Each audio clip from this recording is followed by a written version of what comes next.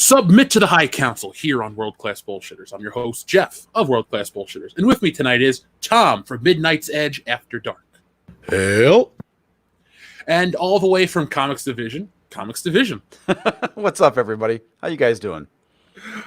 So, folks, we're going to have a few more guests rolling in. Mecca's going to be on her way in a minute. Here she is right here, actually. So yeah, see? What is going on with Twitter's DMs? Twitter's DMs have been down for like almost 3 hours now. Okay. All right. Sorry. This happened like a while back. I just wanted to, I emailed it to you and I just texted you just to make sure you got it. Yeah, I appreciate it. Because I said, I think I sent you a message like 5 minutes ago. Oh, you got a link? And then nothing. Yeah, I never got it. And then I refreshed and it lost everything I sent you. So I'm like, okay, let me check my email. Let me check my messages. Yeah. So, sorry. Yeah, we're here. Yeah, we are here, folks, and we are live. So tonight is going to be a pretty stacked show. I know I say that a lot, but it's funny. Sometimes people go, aren't you guys tired about Star Wars? Aren't you out of stuff to talk about with it? No, because the people in charge are idiots. So don't worry. There's a ton to talk about tonight. We're going to be talking about today's breaking news about Galaxy's Edge, the theme park that failed for no reason because it's Disneyland, and somehow they fucked that up. We're also going to be talking more about the Leslie Headland situation because a whole lot broke since last week's High Council. It's been the hottest topic across the Fandom Menace. And as we always say, the High Council is the premier show of the Fandom Menace. So we're going to talk about that at great detail. So, folks, make sure that you guys get prepared for a nice show. So, because she was late to the party, but we won't hold it against her, joking. Ladies and gentlemen, Mecca Random 42. Hello, I'm so sorry. Yeah, I was looking. I'm like, why is my DMs not working? Oh, I blame Twitter. It is Twitter's fault. I'm glad Tom and I are on Facebook, so we can always talk that way. Yeah, I have an account for it that I've never, I logged into once. That's it. So, yeah. So before we start talking about Leslie Headland, we're going to do two topics. We're going to talk about the Galaxy's Edge theme park, and we're going to talk about, briefly, Tom and I have been talking off air about AMC and how it looks like movie theater experiences are going to change again. So, Tom, what do you think we should cover first? Think we should jump right into the Star Wars Kathleen Kennedy stuff? Well, I know we were kind of waiting on Candy, but that's up to you guys. I know the AMC news just dropped. That's pretty messed up, but we kind of predicted it. I'm kind of curious about that. What happened? Well, out of the blue today, Universal, I keep saying it's out of the blue, but like I said, we kind of predicted it. So for us, it's like no surprise, but I'm sure a lot of people are like, oh, interesting. AMC said that they will not carry any more Universal movies in any of their 1,000+ theaters in the U.S. Once this pandemic has settled down because of the whole Trolls business. Evidently, Universal trolled the theater owners.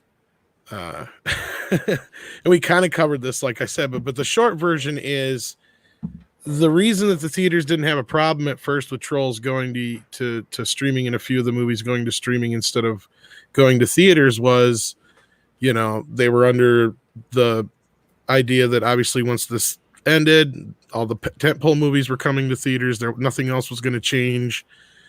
But now all of a sudden Universal announced that after this is over, they're going to put their movies on demand and in theaters at the same time. And this is something that the studios have proposed in the past, and the theaters said, go shove that up your ass. Not surprised. No. And because, they will not carry a movie if it's in streaming and theaters at the same time. So AMC is the first one to fire back. They have said, nope, this is not going to fly. I wouldn't be surprised if some of the other theater chains follow suit. But what's interesting about that is that basically with all the stuff that AMC is going through right now financially, it's almost like they have the least amount to lose in a way. So I have a feeling like everybody's kind of sitting back and seeing who's going to blink first. You know what I mean? Like if AMC is going to back down or Universal is going to back down. And if Universal don't back down, then I have a feeling the rest of the theaters might step up and get behind AMC on this. What do you guys think? I don't think AMC has the upper hand in this situation, because when you started the topic, I pulled up all-time worldwide box office numbers for Universal movies. And if you take out the inflation in some of the later releases of Jurassic Park, since 2000 and for the last 5 years, they've had 7 $1 billion pictures. And you have to think about obviously theaters get more money the further into the exhibition of a film. So they're going to really cut themselves off. That's 1,000 screens. Yes, I know it's going to hurt Universal as well, but I think a film like Jurassic World that made $1.6 billion, how much did AMC make off that film? I think it's eventually just going to be like back to normal. Everything's going to go back to normal is what my guess is. I would say, is AMC in the position to make these kinds of demands at this point?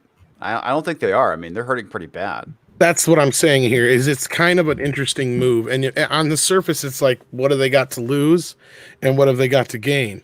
But the thing is what we're not thinking about is what amount of money would Trolls 2 actually have made had it gone to theaters? What amount of money would Trolls 2 had it gone straight to video if we weren't in the middle of a pandemic? And I think it's really premature for Universal to announce something like this. Because, AMC by themselves, that's 1,000 theaters. That's like a third of the theaters in the United States. That's not a lot. But if the rest of the theaters get behind them, that's going to cause a big standoff. And that's kind of where this is just the beginning, I think. Because you have an interesting situation here. Because theaters are not going to go, yeah, sure, just release them on the same day, because they're going to lose all that revenue. They're not going to stand for that. That's at least half their revenue, probably cut in half. And then the other side of it is, you ain't got people in there buying, candy and all that stuff. So that's hurting the theaters. Yeah. And it's going to be okay for the studios at first, but are these bigger tentpole movies going to be able to make enough money on a streaming service? I don't think so. That's the question. Like, would you think enough people would have bought Star Wars? Do you think enough people would have bought Avengers or Captain Marvel? Hell no. That's what I'm saying. I mean, and at the same time, Disney and Universal and all these companies got to know that, even if they're doing it on digital too, or only digital, they're not going to make nearly as much money if they had 5 people paying $10 a ticket, roughly.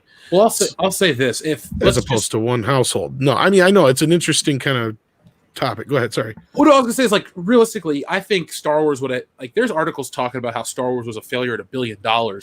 I think if The Rise of Skywalker would have premiered exclusively digital, and I mean not like on a Disney Plus where you pay for your subscription and you get it. I'm talking where you have to pay $20 to get it like special or whatever, and you can view it for as many times as you want in like a 12 or 24-hour period. I still think that movie would have made. I would have had a terrible box office. Avengers, I think, because the hype was so high. But Captain Marvel and other MCU films, I think, would have been hurt because piracy is rampant these days. And, like, I definitely stand by, like, I refuse to pirate Sonic. But if this was 2019 and all the shit Brie Larson had said, and somebody sent me a high-def rip of Captain Marvel the day it hit theaters, I wouldn't have paid $20 to go see the movie. I would have said, screw it, and I would have watched it. So I think if this is going to be the future for Universal, I don't think we'll ever have another huge giant blockbuster if this is going to be how studios move forward. Yeah, I think a lot of it kind of depends on if you're willing to go pay money for the movie, because I was able to get a hold of a copy of 1917 I won't say before it hit theaters, it was when it was in theaters, but I still went to go and support the movie anyway because of how good I heard the movie was. Now, if it was like Captain Marvel, I wouldn't have given the theater $20 for that. And that's another point that's like a main thing I can't believe Universal's not thinking about is the piracy issue. Mm-hmm. Once you have something on digital, it's basically up on the Pirate Bay. Let's face it. Yep. I mean, it takes no time. Oh, yeah. So, like, if you're putting big blockbuster movies that everybody wants to see, and they've already bitched about piracy going up during the quarantine. Well, sorry, there's not a lot of other options. Well, right. If people are going to be able to get away with it, there's just certain instances where, like you said, with Captain Marvel and certain other movies where I'm not going to take the chance to spend I'm not going to spend $20 to watch that.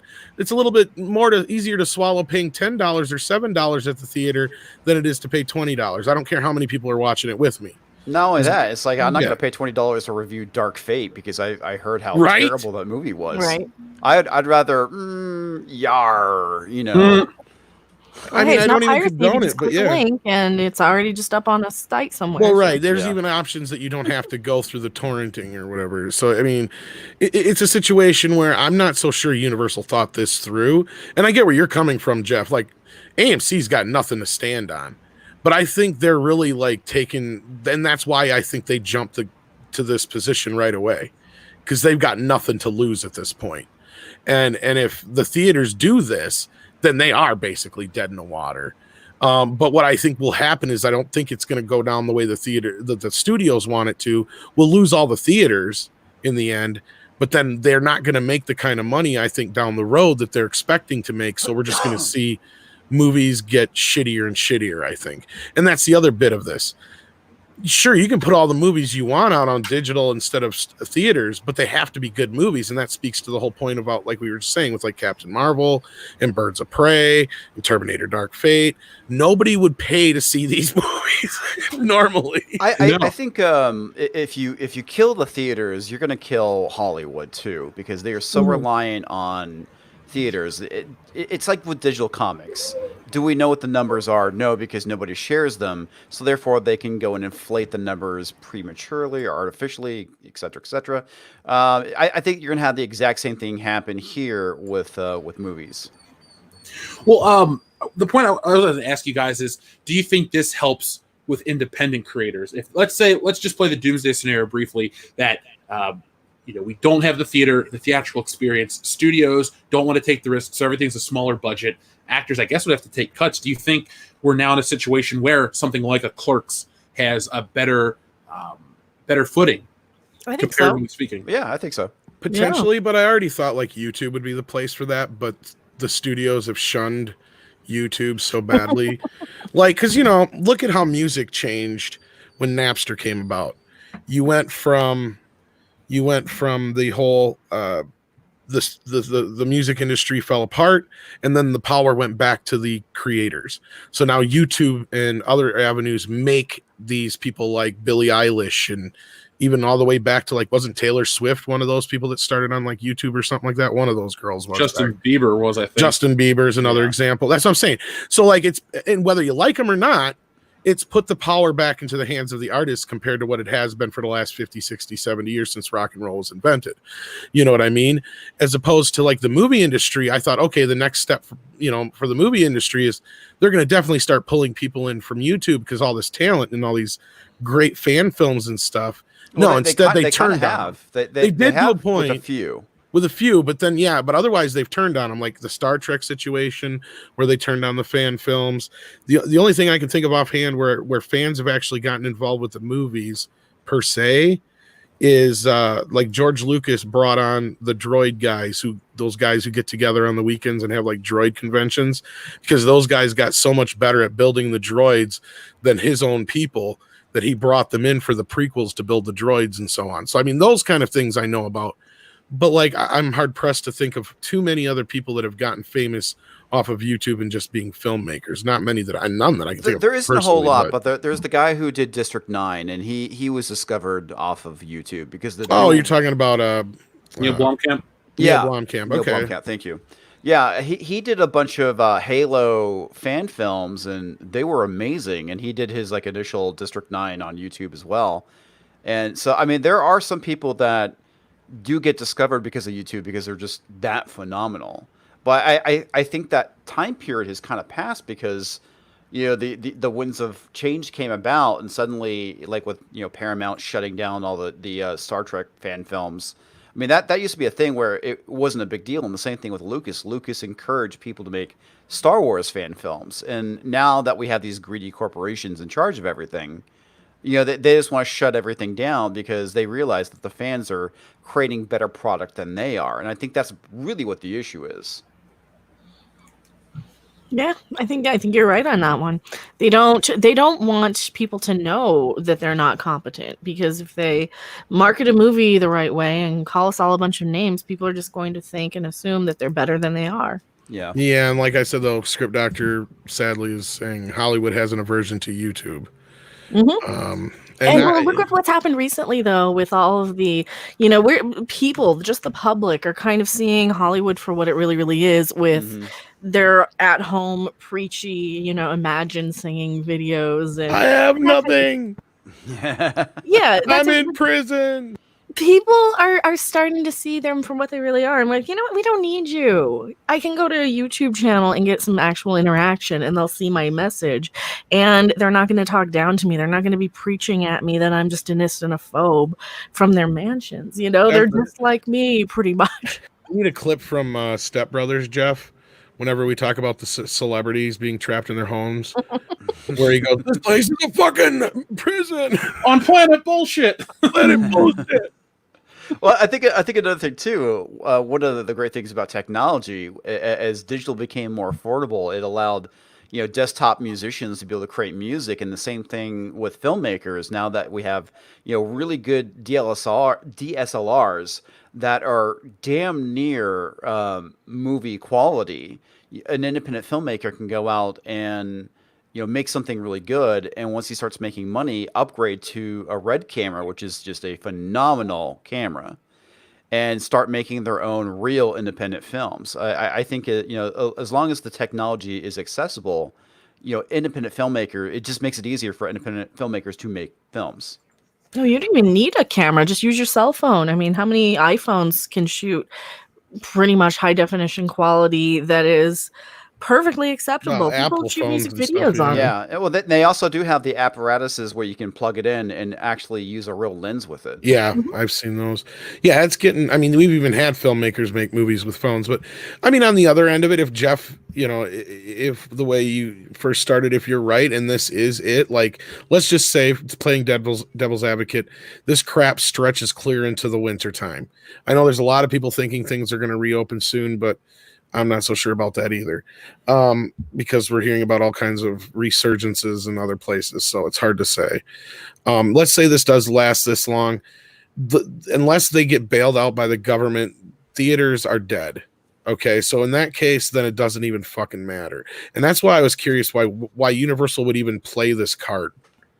Like, I'm not even sure why they didn't just wait and say something, or just announce it just as theaters are opening, and because now there's plenty of time for everybody to fight about it, and unless the theaters all die, I just don't see this ending in anywhere but like a stalemate or a fucked up standoff, because regardless of how we feel about theaters, the studios still need them. Yeah, they know it.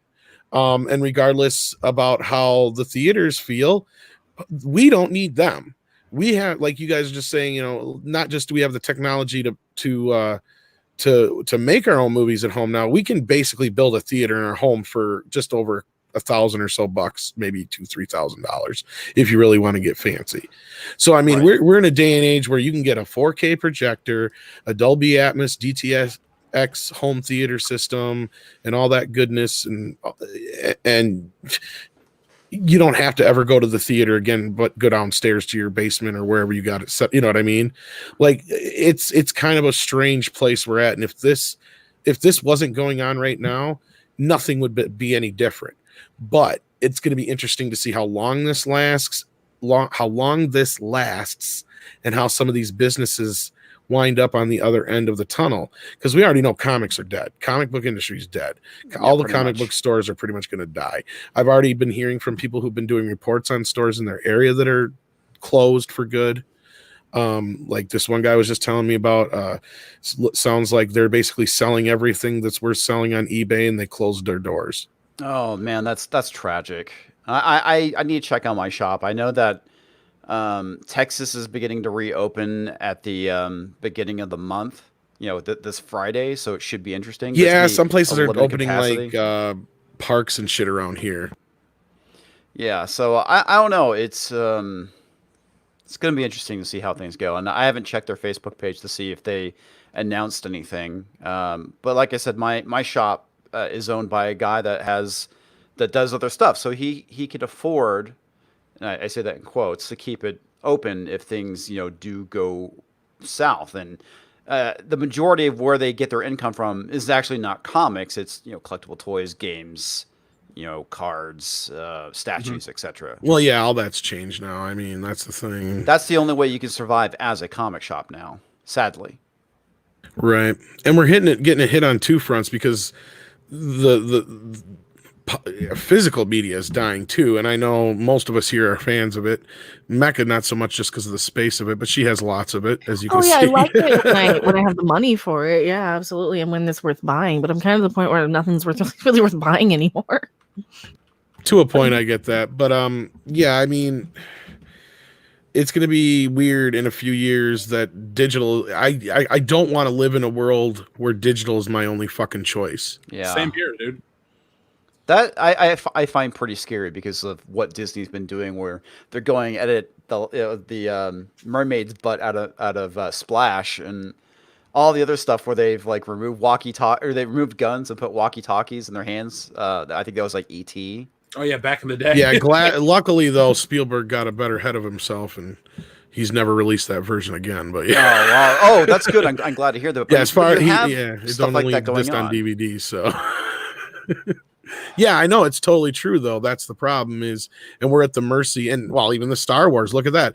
There's nothing wrong with those movies, but it's just because George Lucas decided that he's not going to release the other versions that we have to go through less than, great means to get good copies of them that aren't totally destroyed by CGI effects. My shop actually reopened on the 24th. So they're actually open again. Well, good for them. I mean, I hope that this kind of like thing, everything opening up this weekend goes well and, nobody else gets sick and everything's kind of calmed down and we can kind of get back to life as normal. Because I think that's what everybody wants.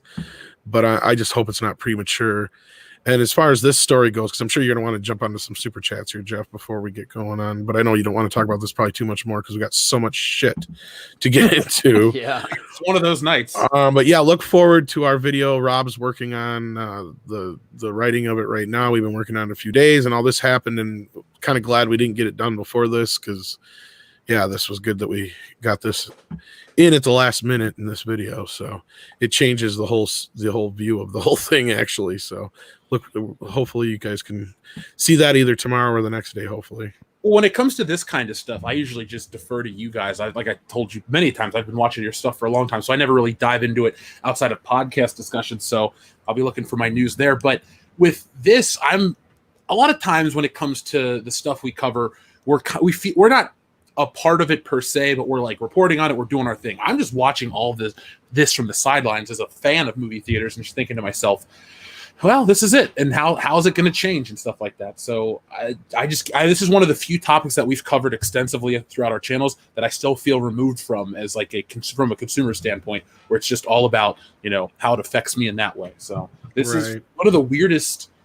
I mean, I can't believe how severe this outbreak has affected just every sort of entertainment business or just businesses in general. Like I saw a rumor that the WWE might be selling to ESPN or Fox, which essentially is just Disney. But I mean, there's all kinds of shit going down with companies and the way things have been affected. And I can't believe how they only have so much short-term money before they just kind of have to close up shop. Well, and it's gonna dry up at some point too, because unless things do change and we do get back to business as usual, because everybody's all like, well, everybody's gonna sell this or they're gonna sell that. It's like you can try and sell it, but just like a house, how are you gonna sell unless nobody's there to buy it? Yeah. If nobody has the money to buy anything right now because everything's at a standstill, the only people who are gonna be able to afford anything are Apple and maybe Comcast. And do you really want that? I mean, maybe AT&T, but I don't even know if they're in the best of place after all this merger business yet. So, I mean, I don't know about you, but I don't want those two companies owning everything either. I mean, people talk about Disney, but Comcast is a lot more powerful than Disney. AT&T and Warner Brothers are a hell of a lot bigger than Disney. Netflix is bigger than Disney. Apple's bigger than Disney. Go ahead. I think you have to worry about, though, when you pose that question the way you are, it's what's the lesser of two evils. And like you said, Comics Division, which I wish more people cared about the splash censorship. It's not about seeing a butt in the movie. It's about the bigger picture. Oh, Disney feels emboldened to take a picture that they just want to change, a film. They just want to alter it so it can fit in line with their family values. And the bigger they get, they'll have less compunction. Well, they'll have less of a hesitation to just go ahead and change these things. Yeah, that's why I was so concerned about Fox may acquire them after the fact. I didn't even think about them going and changing stuff. Now that they own all of the Fox properties, they can go back and edit out all the things they see as problematic. and they really have the right to do that. To a point, yeah, because Splash isn't Fox, but what they are doing is no longer allowing Fox movies. I think we talked about this last week, actually. Yeah. No longer allowing certain Fox movies to be presented for like anniversaries and stuff, like Die Hard and all that. I wonder if they're even allowing Rocky Horror. Well, do you remember last year there was a big story about this last year? Maybe it was over the summer, and Disney was doing the same shit, but the representative said Rocky Horror was safe. And I think because I know this sounds really crazy, but I don't think they want any pushback from the alphabet community, because Rocky Horror is a big film. It has. Well, not only that, it's holding a record and going strong. It's never left theaters. Yeah. It's been in theaters now for almost 40 some years or whatever. So I don't see them changing it. I just don't see them like airing it really. I don't know if Disney would even want to accept the fact that they had anything I to do think with they'll just Rocky ignore Horror. it. But no, I think they're creating a false demand when it comes to the Die Hard business and some of the other movies that they're pulling this crap with, where they're not allowing it for the anniversary screenings and whatnot. But yeah, if they were to pull Rocky Horror, that would be very, very bad. Well, I mean, Die Hard's my third favorite movie of all time. I will say this to people: go out and get yourself a $5 copy, and don't worry about it. You can't look at Die Hard can only look so good in any format, Blu-ray or 4K. The film's blurry in some shots. Get yourself a $5 Blu-ray. If you're going to buy Alien, get all these Fox movies that you like, because Disney's not making money off certain releases already, the certain printings. So I mean, just go buy yourself up these movies and hold on to them in 1080p. And then, like with Star Wars, if you're like, oh, they're going to release it in 8K Super Mega Max definition, but they cut out, X, Y, and Z, you can go back to high def and still watch McClane blowing shit up. Like, I know that's the example that a lot of people use, but I feel like Disney's dumb enough to alter Die Hard to make it more palatable for a younger generation, so they can keep this whole Die Hard hype going, and that's going to kill the movie. Well, here's my problem with this too, is all of a sudden Disney is basically liquidating all their 4K titles. Not completely, but they've been having a lot of big sales, and these sales have been coinciding with Fox titles. And like Die Hard and Alien were both Fox titles that were released before the merger. And I picked them up this last week just to make sure I had them, because I have a feeling they're going out of print. Well, look at even Star Wars is on sale right now in 4K HD. Well, that's just because nobody's fucking buying it. Well, they're just trying to move that too. Dude, Rise of Skywalker's been out for what, 2 weeks? Yeah, because you know what I did and what most people probably 2 weeks, did? I thought it just came out. Maybe. No, it's been out on Blu-ray for like 2 weeks now. This set has. But what they did is they released all the titles individually as well in 4K. So you know what I did? I just went and bought Star Wars Empire and Jedi in 4K because it has Dolby Atmos on it. And that was it. I didn't buy the rest of them. I don't want the prequels. I already got them on Blu-ray. All they are going to be is up-converted 4K. Yeah. Same thing with the new movies. So I don't want to watch the new. I already have them in 3D, so I don't fucking want them in 4K. I got them on DVD. I'm fine with that. That's what I'm saying. I don't need them any. Same thing with Solo and Rogue. Fuck that shit. I got them all on Blu-ray 3D. I don't need them anymore. The only ones I'm worried about are the originals, because I know those were not up converts to 4K, because these are the actual versions that George Lucas worked on before the sale, and they're completely 4K from beginning to end. He even did the digital effects in 4K. So on what one again? On the original films. Because we had a New Hope streaming in the background when we were cooking dinner, the 4K Disney Plus version. Man, it must be just my recollection, but some of those shots look really washed out and overexposed on the Disney Plus streaming, and it wasn't our internet connection. I've heard some people gripe about that. I've heard some people compare it to the Blu-ray, and they've said the Blu-ray is much better. I haven't been able to check yet, so I don't know. My TV's still in a box. I don't know, man. It's kind of the problem when you keep changing something over and over again. It's like, what are you watching anymore? They've changed so freaking much. That's kind of the reason why I like the despecialized edition, and I have a copy of the Laserdisc edition, so it's like actually theatrical cut, which is those cool. despecialized editions are great. They did the 4K scans. Now, I hope they would just mix the soundtracks from the despecialized with the 4K scans and Yeah, we're done. But that's kind of thing, man. The movie from my youth is basically dead at this point because of all the changes they've made. Yeah, I don't really watch them anymore.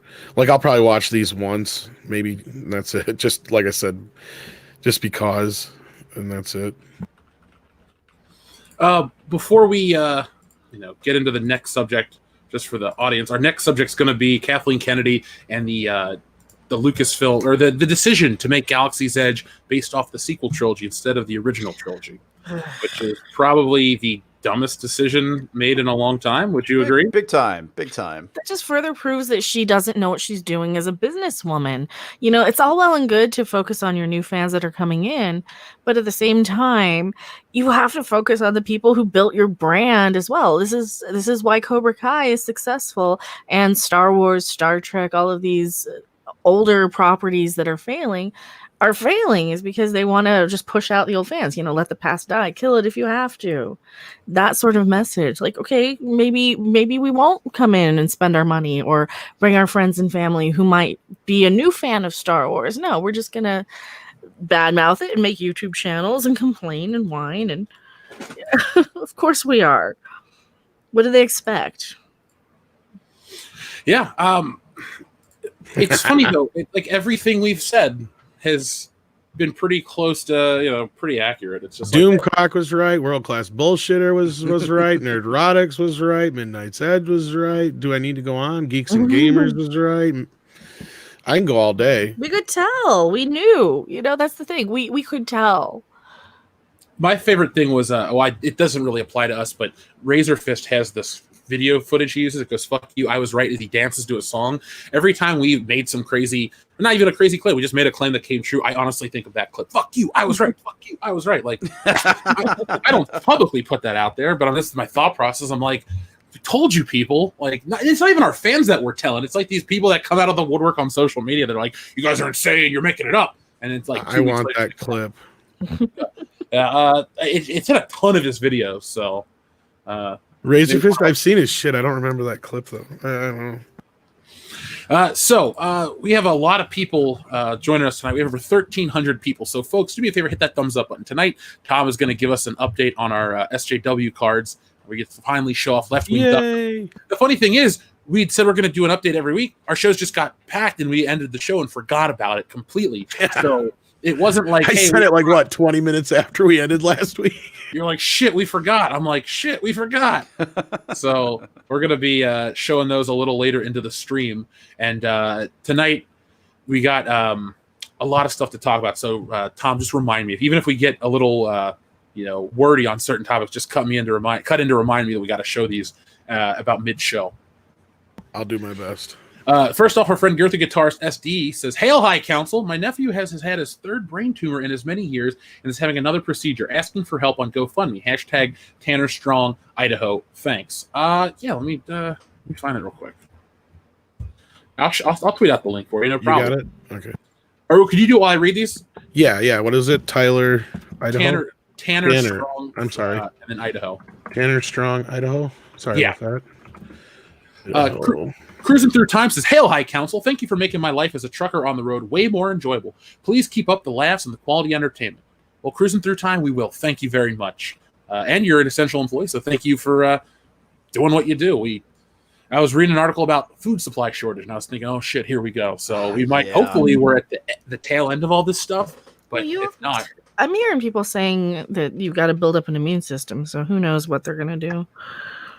We can only speculate right now. I hate to say it, but I think my guess is the rest of this year is just shot. Like, get acclimated to being home. That's what I was saying earlier. Is I'm starting to wonder. Like I said, could come to a point where it doesn't even matter. The theaters are just going to fold because they don't have any money. Yeah, and that's just them. But that's one thing I hear a lot of people talking about is what.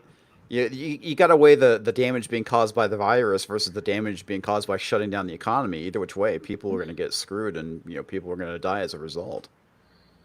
It's pretty messy. It's not an easy choice. No, yeah, that's the shitty part too. Is damned if you do, damned if you don't. At this point, it really is. Sorry, I was just trying to get Girthy Guitarist's message. It's all caps hashtag. Oh, okay, so I got it wrong. There you go. It's on the screen for you there, Tom. I got the wrong one. No, sorry about that. Jack Bauer says, Jeff, please look further into The Last of Us 2 issues. I am actually. I've been reading up about it. I saw that the game got pushed back now. So I don't know. I guess I'll sit down and try to write something out and talk about it at a greater length. I know gaming content isn't usually people's on this channel's cup of tea, but it's one of those situations that is interesting enough for me to talk about long form. So, Jack, I am looking into that. Our next video is going to be about the theme park. It's going to be a shorter one than I have a Star Wars toy one that I made. I just got to put it out. If you're a patron, you've already listened to it.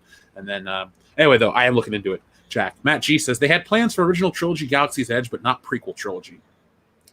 We're about to get into that and talk a little more about that, Matt G. But yes, that is the situation that OG trilogy was. It's funny. It's like the most basic thing. It's like when you're going to go to make, I don't know, a cheeseburger, most people you have like one or two types of cheese. You don't all of a sudden pull out some really weird cheese. It's like Kathleen Kennedy had the most basic answer in front of her, and she went with this other choice. It just didn't work out. We're going to use ground turkey and goat cheese for your burger. It looks like a burger, but it doesn't taste like it. Yeah. That's exactly what the sequel trilogy is. It looks like a burger. It looks like Star Wars, but it's not. I found the right one now. Sorry about that. Our friend Silverman says, transform Galaxy's Edge into a sex dungeon equals money. I saw that. That's pretty funny. Cody Duffin, thank you very much. He says, Disney World annual pass holder here. Galaxy's Edge is successful, almost always packed, and the Rise of Resistance is an amazing but unfortunately themed ride. Now, most of the reports that we've covered, we don't really cover a lot of them, but most of the reports that Fandom Menace has covered has usually been in regard to Disneyland, correct, guys? Disneyland seems to be the one that wasn't as by it. I think so.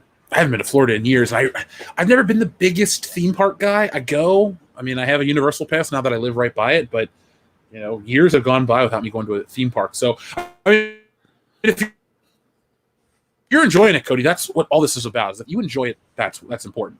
Yeah, I haven't gone to a theme Eden park Franklin, in a long thank you time very much. either. We still have the classic Star Wars. For me, I was just a tall kid, so I could ride roller coasters early on, but I can't even get my knees in most of the rides. So, oh yeah, that sucks. Yeah, it was fun when it mattered. Fair enough. Eden Franklin says, we still have the classic Star Wars in books. Check out Bane Trilogy books. Thanks, guys, for calling out the BS. Well, Eden, thank you very much. You're welcome. I have not read this. Is it Darth Bane, correct? Have you guys read the Darth Bane trilogy? No, I haven't. I think my friend Leon has, but I'll have to ask him. But yeah, I've heard it's good though. I've heard it's really, really good. One of Jesse's listeners sent her a trilogy from, I guess it's technically Star Wars Legends books now, but yeah, I'll check it out one day. I got a ton of stuff to make, but yeah, we'll read some Star Wars books. Maybe I'll get them on tape. Well, not tape, but digital. That'll help. Right. We also have Joey Bryant, thank you very much, who says, some of my local theaters have opened up recently and was robbed. The thief made off with over $10,000 in merchandise. They got 1 large popcorn, 2 medium Cokes, and a box of Red Vines. Oh, I dig it. Okay, that's a question I have to ask too. If the theater, let's say there's a change in the theater studio relationship, how much goes on to consumers? What do consumers have to pay? Well, that's another thing is, $19.99 is fine and dandy now. But that means we'll probably pay like $30-$40 for a movie like Avengers. I'm not going to pay 30 or 40. I don't like paying 20. Well, because here's the thing. And this is like when we first started doing After Dark, they had tried doing this thing. It was called like ArcLight or Searchlight or something like that. It was supposed to be this direct-to-home thing. You'd buy a box or you'd rent this box and you pay a monthly subscription, but then you'd have access to first-run movies, but they would be like $50 a pop. And then like $20 of that was supposed to go to your closest local theater. That's how they were trying to get the theaters on board. And the theaters like, no. So that wasn't even enough to get the theaters on board. Yeah, I just think though, like when I go to see a movie, I spend, let's say back in Cincinnati, it was I'll just round up to $20 for a ticket to go see like an Avengers movie or something because I want to see it in IMAX.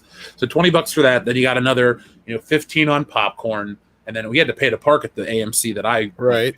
So that was another $1.25. That's rough. Yeah. So I mean, we're talking right there close to $40 just on one person. And I know, that people share concessions, but I'm worried that if you go to like an AMC after this all blows over, popcorn's 50% more. So, and I'm sure they're going to try and price gouge bigger movies. So I mean, it would probably vary. That's what I'm saying. Yeah. Yeah, I think it all just kind of depends on what happens when things begin to reopen. I mean, as is, I was paying $15 for a movie, then on top of that, $10 for a drink and maybe a hot dog, which would round that up to roughly $30 then. And sometimes you walk out and it's a terrible movie. I mean, remember I paid that much for The Last Jedi, and it was The Last Jedi. So yeah, that's true. Right. That's just it. I mean, if you don't go though, I mean, you the AMC Stubs thing was starting to become profitable for them, I guess, which was their version of the Movie Pass thing. And then so if you have things like that, and you have situations where like Tuesdays, a lot of places have like the $5 days and like half price popcorn and stuff like that. I mean, if you're good at it, you can go see a movie for real cheap. Oh yeah. Mm-hmm. Well, the other thing too, the big issue here is that Hollywood's budgets have gotten so big with movies that they have to rake in this massive amount of money to be successful. If they actually started scaling the budgets back, like what they did with Joker, and it becomes a smash hit, they make more money. And that's the thing. You could dial back to maybe one huge like super blockbuster a year, or maybe two, and then have more reasonably priced or budgeted movies. That way, the theater, or excuse me, not the theaters, the studios can actually make money again. Well, they're charging the same price for every single movie too. They are. Yeah. But the thing is, they're banking on these big blockbuster spectacles, which are beginning to fail. Well, and they're cranking them out pretty much every month. There's another blockbuster, pretty much like clockwork. Okay, what's the next blockbuster that we're all going to talk about for about a minute until we lose interest? Right. Yeah, that's an excellent point though, Mecca, because it's like with why Star Wars had the impact, but things today don't, because there's always the next thing to talk about. You know, what were some of the biggest movies of 19? We'll just say 79. You had Alien, and you had there was another example I was going to make from 1979, but you had like these movies spaced out. They didn't all just come out right away. You know, so you had time to let this, you know, just marinate in the public consciousness, which is something that's very, very gone. And like, and look at this year. Theater longer too. Oh yeah, Star Wars stayed in I was listening to a podcast today. The lady's like, yeah, Star Wars was in theaters for 2 years where I lived, so I got to see it a bunch. That sounds about right. And that's the other thing too, is I'm just getting so fatigued with movies that try to be epic. I'm just so freaking tired of it. Well, and that goes to what I was saying before about how they try to make something a fad or make something happen, you know, like the Jai Courtney thing. But it's similar just to pop culture. You know, they try to make something stick when it's like, no, you can't create that. That's something that happens on its own. Yeah, naturally. exactly. Yeah. And another example what I'm talking about is in Rise of Skywalker at the very end, where you have like, you know, all these freaking ships, and it's too much. Your brain just can't absorb any of it. Well, what's funny is I just watched a video the other day about a guy who had never seen any of the Star Wars movies. The only thing he really knew about it was like Darth Vader was Luke Skywalker's father, because everybody knows that, right? Yeah. But he had never seen him before. He was not very old, probably in his 20s. They started with episode 1, and I said, well, that was your first mistake. Secondly, like he said, everything was just too much. Like it was just too over, like sensation shock and sensory overload from just too much shit going on. He's like, I couldn't keep up with the story. I had no idea what was going on, where they were, anything like that. And it stayed pretty consistent like that through the first 3 prequels. He's like, yeah, part 3 was the better of the 3 films, but like he had no emotional real attachment to it. You know, you could tell. That's really where I started kind of noticing it was with the prequel films. Yeah, and so then they get into the original films, and he agreed that those two were at first Star Wars and Empire were the better of the two, and then he like totally just hated Return of the Jedi. But then The Force Awakens was the best of the bunch, according to him. Ugh. And then he hated The Last Jedi. So, and the only reason he liked The Force Awakens is because it was the easiest to follow. But that just speaks to the simplicity of it. And I've said that before. Episode 4. Yeah, beside it being just a carbon copy, if you look at that movie, it's very flatly shot. It's really dumbed down for little kids in a lot of ways. Yeah. I was talking about Star Wars, well, obviously the whole show is. I listened to a show today about the alternate sequel to Star Wars, the earlier versions of The Empire Strikes Back, and it's weird how much the prequels borrowed, aka stole, from early drafts. Like the sequels had no original ideas, truly, because it's like, you know what the Emperor was supposed to look like? A guy in a golden robe, just like Snoke. And you talk about you know how stupid that map to find Luke Skywalker was? That was a borrowed idea from The Empire Strikes Back. A crystal falls out of Luke's lightsaber and helps him find the Dagobah system. So I mean, even the dumber elements that we look at from the Disney Star Wars sequels were just borrowed. They couldn't even steal the good shit.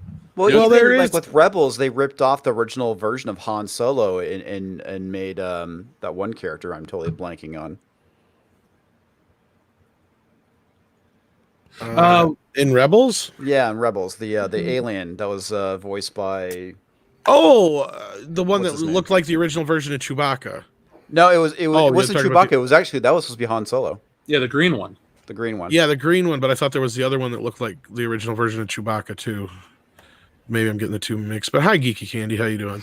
Hey there. Thanks for having me on. Since Jeremy still can't make time for the High Council, I'll do my best. Well, and the other thing, real quick, just to finish this up, Yeah. I was going to say Zeb, that was his name, Zeb. Zeb. Okay, yeah, I remember. And now I just drew a blank on that. Never mind. Anyway, where were we going with this? The whole haven't even talked about this. So Star Wars Galaxy Edge was supposed to be based on the sequel, not supposed to be based on the sequel trilogy, but Kathleen Kennedy pushed for it, right, Jeff? That's the beef of the story here. Yeah, I actually got it pulled up. I will read some of it to the audience right now. So it says, former Walt Disney World VP Dan Crockerell is breaking his silence about what exactly went down with Star Wars Galaxy's Edge behind the scenes, and it's not going to make a lot of disgruntled Star Wars fans happy to know what could have been. It seems as if Disney had initially planned for the Star Wars Galaxy's Edge to be based on the beloved original Star Wars trilogy, until President Kathleen Kennedy made a fateful call to Bob Iger. Star Wars fans have been speculating since the Star Wars Land's announcements that Disney may be planning the billion-dollar expansion to be based on the well-known original trilogy, and was seemingly confirmed last year by former Disney Imagineer J. Daniel Jenkins, who said that CEO Bob Iger asked for the concept to be switched to the Disney sequel trilogy era at the last minute. To many, it made little sense for Disney to create an entirely new planet set in an era that has become increasingly unpopular, when blasting George Lucas's original three films, or while basing it on George Lucas's original three films, would have been Money in the Bank. So that's the approach that Universal took with Harry Potter. The guests want to live the movies that they know and love, not explore the periphery of the Potter universe. So it made sense that Disney would have wanted to do something similar with Star Wars. But that would have all been too easy. Crockerell, who was the vice president of Walt Disney World for nearly 2 decades, oversaw projects at Epcot, blah, blah, blah. And there's a podcast that talks about this right now. So you guys can check it out. Follow the URL on the screen for Princess and Pirates. And they have the podcast link directly on the thing. So when you guys saw this news today, what were your thoughts? Were you like, was it one of those head slapping moments for you two? Where I was like, oh man, what could have been? Or was it a, why am I not surprised? For me, it was a I'm not surprised moment. Yeah, same. I wasn't surprised either. Well, I feel like if they went with the other concept, that if there was any kind of issue, contractually with royalties or anything like that with past properties, they would ultimately lose money. So just starting fresh from a business standpoint, which is really all they're doing with Star Wars, is making it big business. Maybe seemed like the right idea. I don't know the background of the royalties that maybe George Lucas might have with the previous properties, but Yeah, that's what I was thinking too. Is the whole thing with the royalties? That was Yeah. that was where I went to. I've got a video that's coming up pretty soon on that, where I basically compare it to, and since Tom's here, he's gonna know exactly where I'm going with this. The 25% different. yeah. Yeah. I mean, it kind of is, right? That's what it reminds me of. It's just like coming in with a Remarkably. construction company.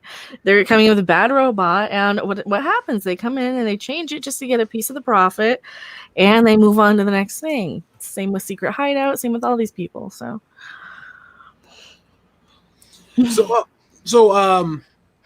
Kiki, have you been to Galaxy's Edge? I have several times. Well, no, not to Galaxy's Edge. I've been to Disney World several times prior to Galaxy's Edge being built. Ever since it was built, I've had no desire to go to Disney World because of the unnecessary traffic because of it, which ended up being a lot less than I thought it was going to be, honestly. But it's just it's not a draw that any of my family would like. My 5-year-old doesn't watch any of the new ones. He likes all the old classics. So what's he going to get out of it? Exactly. All they're going to do is try to sell you a $20 cup to buy a crappy drink. And there's no way in hell, soda. no way in hell that they're going to sucker me into making a lightsaber for $200 experience or something. Don't you want to build a bear? No, or build a new a new droid unit that no one knows about. No, thank you. It's yours. It's customizable. God damn it, no. Build your own BB-8. It could be all different colors. It's so fun. Yeah, there's a reason why you guys are supposed to design it, not me. If I wanted to do that, I'd play a video game where I get to customize a character, right? It's like you're paying extra money to go to a shopping mall that you really can't find anything there for. It's just that's all it is. All the toys they couldn't sell at Walmart, you can find them now at Galaxy's Edge. Get them now before we destroy them. Now overpriced. And if the milk is not chocolate or vanilla, I really don't care about it. So, even Mark Hamill said this stuff tastes like garbage. Yeah, and there's people like allergic to. There's a lot of allergens in it too. So anybody, kids with sensitivities, they can't drink it anyway. It's dumb. I wouldn't want them to. I neither would I. Ugh. Be like, I'll make you some blue milk at home, honey. Fuck this shit. I mean, do they have like a machine that looks like that creature that dispels it? That's the only way I would get it if it comes out. If you can make it yourself, fresh out of freshly milked, fresh out of the tea. Yeah, God, no, that's so gross. It makes you wonder where they got that blue bantha milk from. Oh God, you just said banthas. Mike, I was talking to Jessie about this earlier, and for heads up, folks, on her stream, we're going to be talking about this a little more in depth because she's been to Galaxy's Edge as well. But I even said to her, when I came out here for that month in California, or in August, excuse me, if it was based on the original trilogy and I was this close to it, to go to the real cantina and all that shit, I think so many people, you would have. The thing about Disney is that you get the family with the kids and this and that, and everybody's got to pay to get in, everybody's got to pay to eat, and it's all this pricey shit. But there's a certain point where the kids grow up, maybe they lose interest, and the family never goes back. But if you got something that appeals to grandpa, dad, junior, and so, everyone's just going to keep coming back because Star Wars was that cultural glue that holds generations together and all that kind of timeless. Yeah, it's timeless. It's timeless and iconic, and that's something that the new sequel trilogy is not. Yeah, the parents that have the money aren't going to be taking the kids that don't know about this place when they don't care about this place. It was such a bad decision, I think. And I understand that they're thinking ahead. They're going to be building off of this for 3 decades or so. And so we're going to see probably more things coming out that sort of tie into this in some way. But I just think it was bad marketing to go this route. No desire. You look at Harry Potter. If anyone's ever been there, Universal, that's where my family goes every year. We don't live in Florida, but we have season passes to Universal Studios. Okay, so I don't know how that makes sense, but it does to us. And we go specifically for the Harry Potter land because my 5-year-old loves Harry Potter. My husband and I enjoy Harry Potter because it was around our time. We enjoyed it too. It's something for everybody there, and it's that's what they're missing. Universal plans for the family, and Disney just plans for the child. Some Harry Potheads, what? Yeah, Potterhead right here. I have a question about that. If it were all designed around Fantastic Beasts, would you be as interested, or are you only really going because the base movie? So they incorporated one ride called Hagrid's motorbike ride that incorporates some of the cool beasts that you see, and it's not so much Fantastic Beasts, but it's the creatures that Hagrid takes care of. So there's a hybrid tie-in sort of thing that they did really well, being able to incorporate new things to that world without ruining the soul of that world, which is what they did with they took out the soul of Star Wars when they made Galaxy's Edge. So that's the difference to me. You can always add new attractions, you can replace older ones. But the whole world is different there. Yeah, I think that if they actually started off with the original trilogy and then branched out as their sequel trilogy gained momentum, which it didn't, that means they wouldn't have to add new stuff. But yeah, they could have easily branched out with stuff, but that would have been the huge draw because everybody knows the original Star Wars. Nobody knows the sequel trilogy like the original Star Wars. I mean, they only have 2 rides at Galaxy's Edge. If they planned that right, they could have made one of the rides, something. I'm just saying, like, there's only 2 rides. So what's the draw? What's the draw other than the world that you're trying to get immersed in? Well, and $200 lightsabers. The first ride they should have done was the trench run. Oh, yeah. That would have been fantastic. That would have been freaking amazing. Not only that, I said you could build a whole park around Star Wars. That's what's fucking sad. You could have just built, like, you come in and you're on, like, Tatooine, and it's like the episode 1 version of Tatooine. Then you go into, like, something that's, like, related to episode 2, like Camino or something like that, or the end where they're in the, like, the stadium thing, the arena. Yeah. Oh, Geonosis. Yeah, Geonosis, and you have some fun shit in there, and then, like, pick something from episode 3 for the next run, and you just go around to each fucking movie, and then when you get to episode 4, it's Tatooine in that movie. They should replace Epcot with that, because Epcot's a big old circle full of food that nobody really cares. But usually, it's just I can't believe they didn't turn Epcot into a fucking Death Star. Exactly. It's a landlocked booze cruise. That's all people do at Epcot is drink around the world.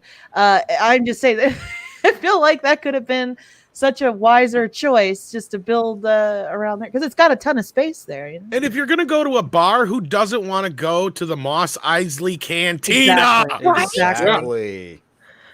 The one, the only. I feel like the last like decade of Disney is like missed opportunities. You gotta have Jabba. It really is, man. That Jabba would be so easy. Come on. Yeah, that sums up everything. Missed opportunities. Well, I mean, Tom, when you were talking, the reason I haven't said much is because there was actually last year somebody made a fan made Galaxy's Edge Star Wars Land map where they had like the Mustafar Mountain slalom or something like that. And it was just a whole, and it was so incredible. And I'm thinking to myself, why wouldn't you? They have the money for this. I mean, over at Universal, they're building Nintendo World, and like everyone's going to want to go see that shit because it's like, how do I live in a video game at a theme park? Can I drive a Mario Kart? Like, there's so many questions. Like, if they were smart, they would have had like a Star Wars themed world, and you would have had a pod racing one, a trench run. You could have done a speeder bike, all that kind of shit. I mean, and you could have had a lot of those. Even if they wanted to do some of the more interactive rides, like I rode the Transformers one that's got like a digital screen, but you're still in like a car moving around a smaller area. Like that, those kind of rides still work. Just make them Star Wars based. Don't give us. Well, I mean, I haven't been. They could even have gotten cheap, and the pod racers could have been go-karts for fuck's sake. Yeah. Why don't they have bumper cars there? Bumper cars are TIE fighters and X-Wings. Yeah, there you go. I mean, they're not even going with the cheap, obvious shit. You know what I mean? It's like, come on. I think it would have been great if they had like Coruscant being like the main area where you would go to eat, and you could see like the rotunda, like the Senate and stuff. I'm just saying for people, if you're really talking about wanting to do something that would be like broken down by prequel, sequel, whatever, like something that would be a little bit of everything. It'd been so cool to have that, and then have like be surrounded by IMAX screens that would have represented the Senate. Like have things popping out at you like that, and just kind of eating somewhere inside there. I just think there's so many ideas. You could do all kinds of crazy shit. It would have been fun to be a part of building that if you're like a fan.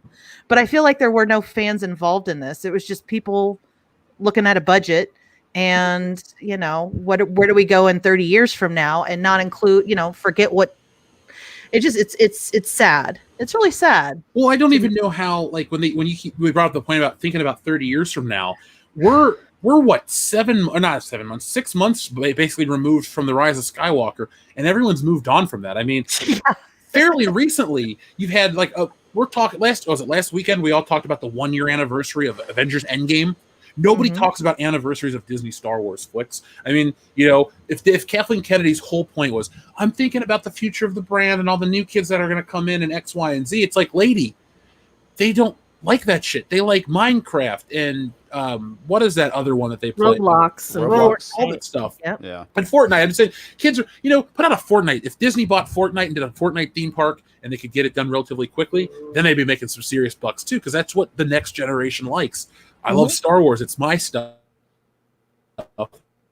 Yeah. But, you know, when you have the Incredible Hulk running around in full CGI, a TIE Fighter and an X-Wing just aren't as exciting to when you're, you know, when you have all this stuff. Not saying it's not as good, but I think they really made that mistake, and they should have really, if you want to fully cash in on nostalgia like they try to do half-assedly with these movies, they should have just went full bore, one-to-one. You know, you should have had like battalions of old school stormtroopers and Darth Vader walking down Main Street, USA. You should have had. It was all there in front of them. It was all there. They bought it outright. The designs, all of that, they wouldn't have had to put anything. Well, it just, it goes back to the whole thing when we're talking about, you know, does George Lucas get a cut from the original trilogy? Well, he gets a cut anyway because he's got stock. But I mean, I don't even know if you got into the article yet, but they talk about how they began building it and designing it as Tatooine. Yep. And they had to re-engineer it into what Kathy wanted, and that's part of the reason why it's so shitty. But no, I you got me wondering now on this, Jeff. Are you saying that Star Wars is like Bonanza was to me with my dad? Because I would have thought Star Wars was like Superman was to my dad. You know, the George Reeves Superman, but I had the Christopher Reeves. You know what I mean? Mm-hmm. Superman, as opposed to like, I mean, Bonanza never got, the next generation of Bonanza never went anywhere. I didn't give a shit about Bonanza. No, I think Star Wars is just not trying to pick some random like franchise. Yeah, but sorry, go ahead, Mecca.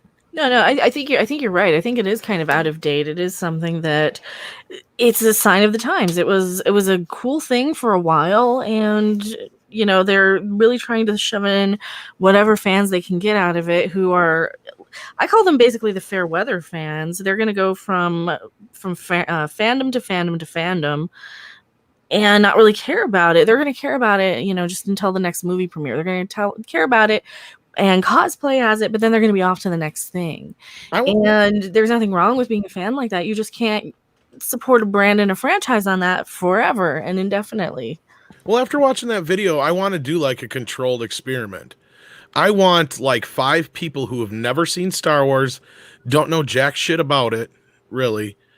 One set, you know, one of them start directly from the sequel trilogy on. One start from the prequel trilogy on. And, you know, like we'll do that with like 2 or 3, 4 of the group. And then like, I don't know, do something else with the 5th one. I don't know. We'll figure something out. But I just want to see if overall the shit stands up and how people come out in the other end of that. I'm just going to say real quick, my 5-year-old has watched the prequels and the originals. Okay. That's it. That's all he's seen, because then they go to PG-13 and it's dumb. He's seen them all. The one he always asks for is Empire Strikes Back, because he loves Battle at Hoth. He loves the AT-AT scene, watching Luke take down the AT-ATs. My 5-year-old, who is very much immersed in all the new like animated kind of stuff, and very, you know, likes a lot of different shows that are very like, you know, very present day. He also watches SpongeBob too, because can't help that. It's like it's a Americana at this point. Yeah, I just my 5-year-old gets it. I feel like it's hard to beat that recipe they had. And I see some people like someone, where to go here. McFrozen Nugget says, I always start with the prequels. See, I think that's where this guy made the mistake of starting his buddy off with the prequels. Mm-hmm. I wonder if you start with the original films first. Yeah, I would start with the original films. And then go to the prequels, if that would be a much better experience for somebody first time out. I think you should get it the same way that you got it. Yeah, you're kind of. Yeah, you're basically setting the tone for everything else that comes after if you start with the prequels. I mean, if you start with the original trilogy, you're basically setting the tone for everything else. And I think that it's going to kind of give you a better perspective based off of what came out first. Well, not only that, like I said, this guy, his first thing he said was he was just too overwhelmed by episode 1. And I mean, that's the thing with episode 1 is that thing is a culture shock. And I can't imagine it's still gotten any easier on the eyes. It doesn't age well either. Yeah, I imagine that too. But no, I'd love to see like a controlled, even if you get like a group of 10 people, different ages and all that kind of stuff. Not that we'd ever be able to facilitate that, but it'd be interesting to see how it came out at the end. I just wonder how it would affect people's feelings on it. Because I mean, I just don't know if they would stand up anymore. I think that's an interesting question, and I think Mecca might be right on that they may be past their time. I think you can get a government grant to go and study this. Let's do it, Comics Division. They're dishing out money for all sorts of things. I'm sure you can squeeze squeeze that in there. We're gonna run an experiment on the Star Wars. Yeah. Well, see how it affects, the virus patients. Oh, you could probably put like an ad out in Craigslist. Do you feel any sick any afterwards? Yeah. Do you feel more sick or less sick after watching this one person I feel bad for because we'll probably just show them the bad stuff, like the Star Wars holiday special, Solo, and the and the sequels. I mean, and yeah, that's it. Nothing else. Just I don't know, man. I do think that Star Wars Ewoks is timeless. Movies. Yeah, there you go. You had all the comics and books that kept things going for such a long time. I think that does say something to the staying power of Star Wars. And the gaming platform too. They incorporated some really great games, Shadow of the Empire and stuff like that in between and the earlier ones. So would it be a controlled study, not an experiment? I'm sorry, X0, if I said it wrong. I'm not sciencey. I like science. Tom, how dare you not know everything? I guess we'll forgive you. Your seat on the council is safe for now. No.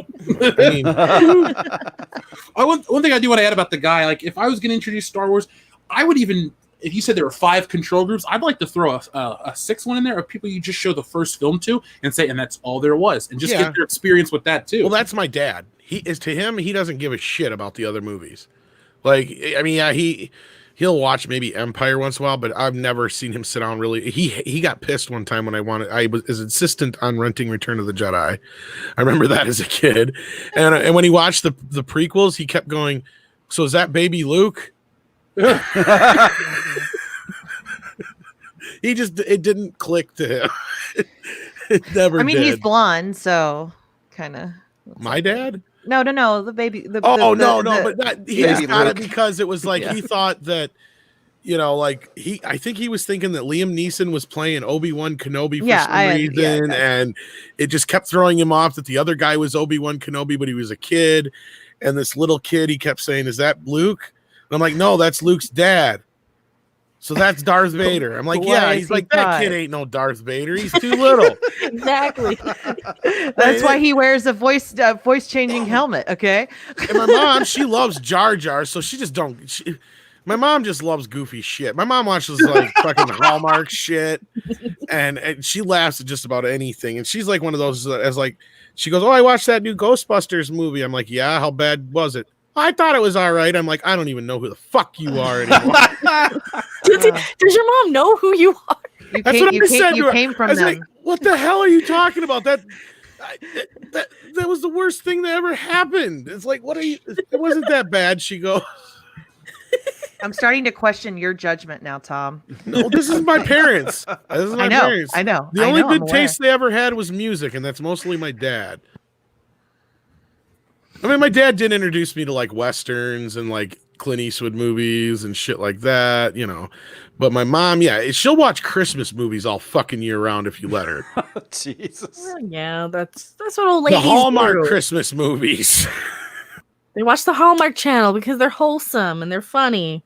Exactly. She loves that kind of shit. If it's got a talking dog and it's about Christmas, she's in heaven. Oh my god. I love that. My mom likes goofy shit. Tom. Just straight up, when you said that, dude, I absolutely lost it. She does. She likes goofy shit. My mom likes Big Top Pee-wee more than Pee-wee's Big Adventure. If that's anything. Blasphemy on this channel. That's what I'm fucking saying. At least your mom's seen them. Because she likes it when he goes, Pee-wee Herman had a fun. Yeah. You had the cute animals in that one. What's wrong with you? It's like this movie's half the movie the other one. Oh, it's terrible. It's not nearly as good. See, I guess Monster that's Zero One terrible. knows what I'm talking about. He has the same mom. Oh my Brain God. Jones knows. Moms love Hallmark Channel. I'm trying to think if my mom actually watched the Hallmark Channel. Oh, she loves Christmas Story too. Don't get me wrong. I But think she's one of those. She'll watch that sequel and she'll be like, "It was all right." Yeah. My mom's like way more into conspiracy theories and shit like that. My mom too. Like she cackled at that Cousin Eddie's Christmas Vacation crap. Oh no, Christmas Vacation 2, Cousin Eddie's Island Adventure. Yes. Oh my gosh. No, I don't even know. Okay, enough about my mom. The movie's dude. Oh, My mom likes Goofy. I love that. Your greatest quote. So on the topic of the Disney park, it's just another missed opportunity. Another missed opportunity is the video game front. I feel like they're slowly making the right calls with I think a company called what's it? I forgot the name of the company, but they recently did a cartridge-based release of Shadows of the Empire. They're re-releasing the pod racing game on the Switch, the Xbox, and the PlayStation, and at the end of the month, maybe, or maybe it's next month. But they're slowly making these right calls. But I feel like it would have been a lot smarter for them to just start with that stuff, like slowly remind you of how much you love this shit, get it to a fever pitch, and then integrate their own take. But well, the problem is they had a bunch of really good video games slated that were canceled, like 1313. Oh yeah, don't even get me started on that one. There was another one that they were doing that looked fantastic that got, I guess, Disney pulled the plug on EA. I mean, I pulled up 1313 right now. Oh man, that thing was so amazing looking. I was really looking forward to that game, and it will never happen at this point. You would have been Boba Fett, it said on one of the leaks. So yeah, that was the rumor. I mean, Yeah. I'm just gonna show this to make everyone in the chat cry a little bit. Oh man, that game just yeah. Go and look at the footage that was released on YouTube. It was just freaking Well, amazing. the movie never made the light of day, and Yeah, it's funny. Not to keep referencing the podcast I'm listening to, but they talk about in the future when Disney is done, whatever, they'll do podcasts on all the Star Wars projects that Disney never completed, that they talked about, they announced. Josh Trank's Boba Fett, possibly Cassian Andor. I mean, they keep telling us these things are getting, like, when we get into the Leslie Headland stuff in a minute, in the middle of a crisis, you're gonna start staffing a Star Wars female-centric TV show. That's laughable. Yeah, everything else is just whatever. All right, but do you think the Cassian Andor show is DOA? I do. I do as well. I don't think the only reason I think it exists would be to sell you more original trilogy era stuff, because through The Mandalorian and Rogue One, we really haven't had much of a pushback. Now, is it because it's what we know and it's respected, or is it because it's great in that realm? That's an interesting discussion you could have. Me personally, I think there's a level of quality that those two projects they achieve that. So I think that's why they're as well received as they are. They're not perfect, they're not the best, but they're well received. But I think Cassian Andor would only exist to further, just give us another one of those member berries to keep people, hooked and back, because we've shown that when you go so far out of the realm, even you don't even have to leave the universe. You can just go so far out of the realm in terms of tone that you turn people off. So it's interesting you ask if it's DOA, because one of the things I notice with Disney a lot with projects that are sort of in limbo or at risk is the mass marketing that they do to soften any kind of like question about their productions. And there's a lot of Cassian Andor updates that have come out in the last like 48 hours. Just talking about new casting updates and stuff like that. Well, they mentioned they got a it makes you showrunner. wonder. Yeah, it makes you wonder a lot, because I never trust any. I just remember that when Obi-Wan was having their fallout, they reran an article about hiring a new costume designer. That costume designer was hired 3 months prior to when that article was ran a second time, but it was during that week of everyone questioning whether or not Obi-Wan was going to make it through. Hashtag Candy was right. I didn't want to say that, but I'm just saying. When we saw that article pop out, it was like, again. They hired her. They rehired her, and it's just like those little tricks that they do to try to keep people, Distracted. Well, and didn't she Yeah. write something somewhere on like her Twitter or something like that it was false? She had been let go just like everybody else.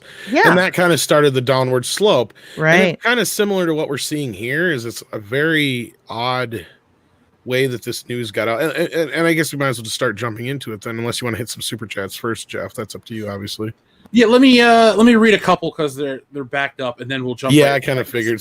that is no. I haven't seen a Star Wars topic be this hot since last year. Like even the movie didn't really gain this kind of traction. It felt like put out Star Wars content for the movie. Yeah, people are going to watch it because of the hype, but then it came and it went. This is just I don't know. People love a train wreck. It's a gift from the internet gods, man. Oh, we're gonna string it out for you here and let you know what's going on as best we can in the time we got. So yeah. Oh yeah, folks. So Silverman says, back in Rome, actors were on the same level as sex workers and unclean workers. Time we put them back at that level again. Enough with Hollywood worship. Tom, one of these days, you and I just have a discussion. It doesn't even have to be on air, but I'd like to talk to somebody about how, if we do go down the path of streaming only, smaller budget, we can't really afford $20 million for Scarlett Johansson or X, Y, and Z anymore. So what do you think is going to happen to those people? Do you think they'll take the pay cut, they'll swallow their pride, or we'll just see them less? Probably. I mean, we see it when they don't even have something like this. I mean, every star generally has an expiration date on them. Mm-hmm. And sooner or later they go, the first expiration date says such and such date, they go straight to video. And then they go straight to cable, and then they go straight to late night cable, and then they start screeching on Twitter because they've lost their mind. Yeah. and then they start hanging out with Screech. Ooh, that's a new low. Well, I just made the joke. You remember the rapper Snow? Oh yeah, I do. Early 90s. Sadly, I do. Yeah, he was like on the heels of Vanilla Ice. Well, he had this song called Informer. That's right. I was trying to remember. I wanted to say Reformer, but I knew that. And I used to sing the lyrics in 4 months. I'll be working at a car wash with Vanilla Ice. Hammer's the manager. It just kept going. Yeah. Anyway. Could you imagine though back then that Vanilla Ice would be a house flipper and really well off? Oh my god! Well, and he's actually kind of made a weird kind of comeback too, in an odd way. He's done some more albums, and he still does touring, I think, too, and stuff. And he's really embraced the ninja rap business too. I think he even redid a version for the second movie, I think it was, or soundtrack or whatever. I would pay to go see Vanilla Ice in concert for like $20. Just just as long when as when he hits the local casino. Yeah.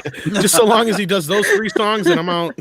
Yeah, play Ice Ice Baby 3 times and I'll just leave. Ice Ice Baby, Ninja Rap, maybe one of the other ones, and we're good. Good old Rob Van. Play that funky music wasn't too bad. It was pretty funny for like a while. He was racing jet skis. Oh, yeah, he did all kinds of weird shit. My cousin on one.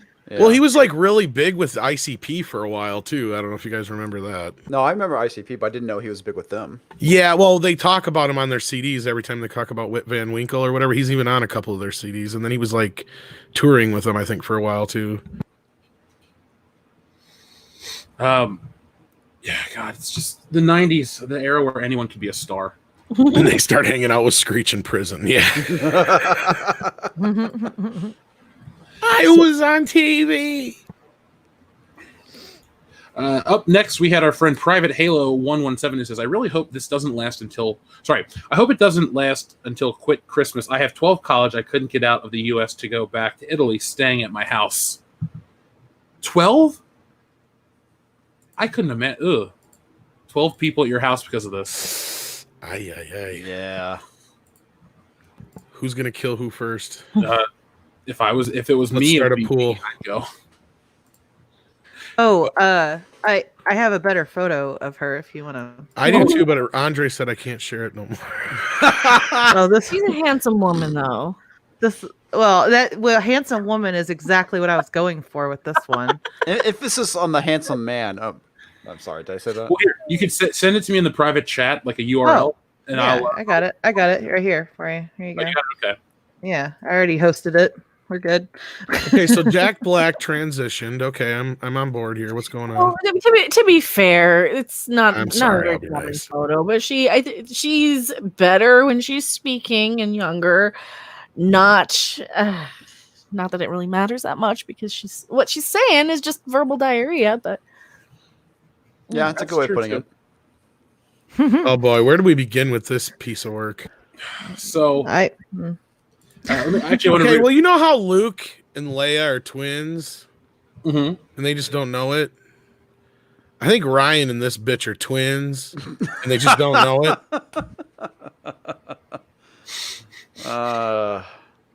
Yeah, I'm just gonna say it, Tom. I know you can't. It's Lady Meatloaf. She would do anything for diversity unless you're white and have a penis. That's true. Mm-hmm. She's a handsome woman, to say the least. I think the best place to start with her is her pleading with Queen Kathleen Kennedy. Is that the best place to start? I think that's it where I is. started. Because I think that, well, I mean, that's probably a good place to start because that's a good place to start her story with Star Wars. Because you can almost tell this is almost like one of those Hollywood fucking stories, man. Oh, it needs to be because you can deep dive into this, and it's a rabbit hole you really wish that you didn't go into. Do you need the video? I have it handy. If not, If you could pull it up, that'd be great. I have it saved to my hard drive, but not. yeah, I got it here. Hang on. Yeah. Lovely Headland's a singer. Yeah. What? Wow. That's her twin. Who wants to listen to that shit? Not me. Okay, here I got it. I just got to make sure I remember to. That's not the one I have, but that's the same picture I use because it looks just like her. Tell me it doesn't. Okay, so this is taken at the premiere of The Rise of Skywalker. Now it oddly disappeared and then reappeared in the article. Did it disappear again or not, Candy? It was in the first Variety article, I believe, but I think it was just linked on Twitter. I can't remember, but that was the first video. Yeah, then it disappeared, and then I think it came back. So I don't know what's going on. Well, I know that some of the stuff that I was looking at, that video on the Hollywood Reporter is still gone. It is not back. It's still 404'd. But I don't know about we'll that get to one. that. How about we Right. hold on to that till near the end here? Oh, 'cause that's Yeah. interesting. Okay. Yeah. Emily, Okay. what kind of Star Wars fan are you? I am the type of Star Wars fan that doesn't even have a favorite movie. I just want to live in the universe of Star Wars continually in perpetuity forever. So when Go people work are at like, Galaxy's "What's your Edge." Star Wars movie?" I'm like, there is no Star Wars movie. There is only Star Wars. That just means you can't name a Star Wars When you're movie. writing a Star Wars movie. Yes. Oh, please, Queen Kathleen Kennedy. You have ideas? Oh yes. Oh my gosh. Yeah. I think I've had ideas for Star Wars movies since I was 13 years old, maybe That's- 8 years old. That's crap. I'm gonna say I've looked at probably 100 articles that she's done interviews with, and most of them are between 2012 and 2015 because that's when she really was starting her production debut with 2010 to 2015, but she wasn't really out there talking until about 2012. That's when The Bachelorette came out, that she produced her first like kind of bigger film, and That bombed, by she the way. never once talked about anything regarding and she was asked about like all the things that give her like, you know, inspiration and things she really enjoys. Harvey was mentioned, but not She mentioned James Star Bond. Wars. Yeah, James Bond and other franchises, but not Star Wars. So I'm just gonna call bullshit on this one.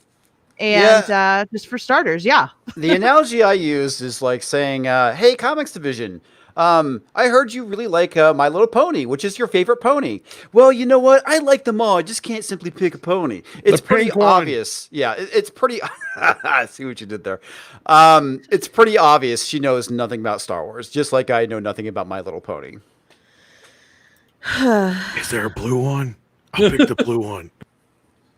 No, but I pulled that little thing away too from that clip. Like she doesn't really know it off the top of her head. I mean, it's so I just don't know how people can live in a world where they, in their own world, where they don't even can't even name one movie. It's like just say Star Wars. Like, my favorite one is Star Wars. That way, if you can name the brand, you can get away with that, and you can guess. It is such a non-fan answer, is what she gave. What that interviewer should have done is really put her on her toes and been like, okay, well then, what's your favorite character?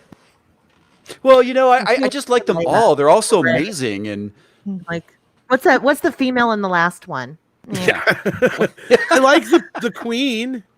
Panda Bear, I think her name is something like that. The Borg Queen. That's Star Wars, right? Wasn't it Keira Knightley? Keira Knightley, nice. She actually was in that, though. Yeah, she was the bodyguard. She was their double. Has anyone here actually watched Russian Doll? What was that? I didn't hear you, John. Oh, I said, has anyone here actually watched Russian Doll? No, but oddly, I do have a script from it. It's like I imagine it's like Groundhog Day, an edgier version of Groundhog Day. And there's a reason why I have a script of it, and we ain't got the time to get into it here, but we may do this in the next or future Toxic Femininity or something like that. We did talk about it a little bit on Mead because Script Doctors read us a little bit of a description from it. But that's what's funny about this is the way that she describes things and the way that she set things up and just the terminologies and stuff she used. Like the poster, the chart in her house. That's really a good example because she talked about a penis chair and some other shit. We'll get into it. It's going to be great. I've got all the links whenever we're ready to touch it. We're really going to get into the chick's head more ways than we want to. Sent a picture from Jeremy Fine of Leslie Headland if you want to show it. No! I just want to know if she hails from Headland, she could have picked a better head. That's all I'm gonna say. Oh, you talking about this cartoon one here? I got it. I really like his artwork. He's great. This is really good. Yeah. He does the best caricatures. Why would you want to do this? Easy. So now, I'm trying to think of what she looks like.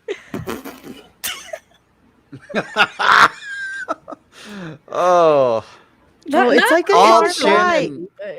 all chin and no neck. She looks like a thumb. Take your toenail, from the angle that you look at your toe, how it's opposite. That's what she looks like to me. She looks like she looks like Harvey Weinstein. I think she's his kid. Can we say that? Can we say that here? I said I think. Okay. I don't know. I mean, we don't know she's not. That's all conjecture at this point. So let's take it back to the beginning of this story. So last week they announced an all-new female-centric Star Wars series, and as most of us here did, we all rolled our eyes and went, okay. Now, when you get the code word female-centric, or not even the code word, the phrase female-centric, it's weird because the opposite of when there's a male lead isn't called a male-centric show. It's just a show. A show. And so in this never-ending battle for equality, we always have to break it down and have our own little categories. There's more segregation than there is unity.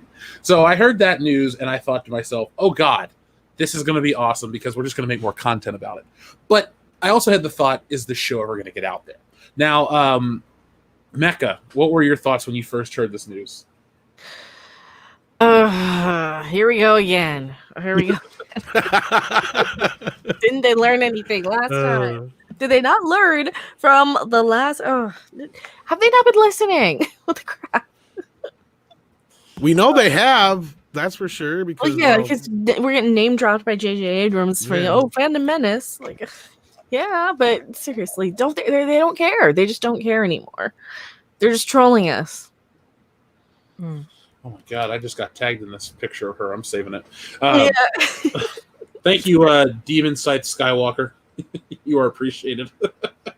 Geeky, what were your thoughts when you first heard this? That Kathleen Kennedy is seriously desperate to have a last hurrah before her outro in 2021. I mean, 2020 was supposed to be the year that she got stuff done. She was busy working.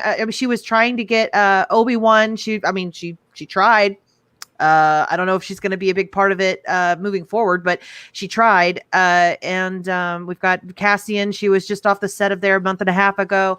We've got, I think that this what happened this year with the virus really it it was unfortunate for her, and I'm sure she really wants to make sure that she is leaving something behind as she leaves as she gracefully leaves, hopefully, the company, and someone's going to pick it up right after her. And I think this is someone that she would definitely, she's something she would do. The Force is female, right? Oh. I mean, who else would have done this? Who else? Tom, do you have an answer to that, or what were your initial thoughts? My initial thoughts were, oh goody, like everybody else. And I thought it was official because just the word female centric, and of course variety, and exclusive and all this other stuff. And then upon, wait a minute, it's not official. It's just a leak, kind of thing. And then what was the other question? Did you have anything you wanted to add to Kiki's comment? Oh, not offhand. I didn't hear half of it because I was looking something up. But that's how it usually is with you, Tom. I know. I'm trying to keep on top of this shit here. But yeah, it. I was trying to have how it's KK. This is a KK last hurrah. My first thought was actually the opposite. I thought, oh, they're doing this on purpose. Like, it was almost like when I found out it wasn't a real announcement, I thought it was a plant to get us, basically, to get us to go after it, so then they can say, see? That's what I was thinking too. See? And wag your finger at us. But then you double down. Like Candy and I do normally with our journalistic instincts. You dig a little deeper. Wait a minute here. You start to look a little deeper, like she said. And wait, she's Weinstein's fucking former assistant. What the fuck? And then he just gets deeper and deeper in this rabbit hole. So, yeah, I don't want to give away, and bury the lead here. But obviously, if you're not aware of this, this girlie has a history with Disney, all right. She worked there for roughly 6 or 7 years.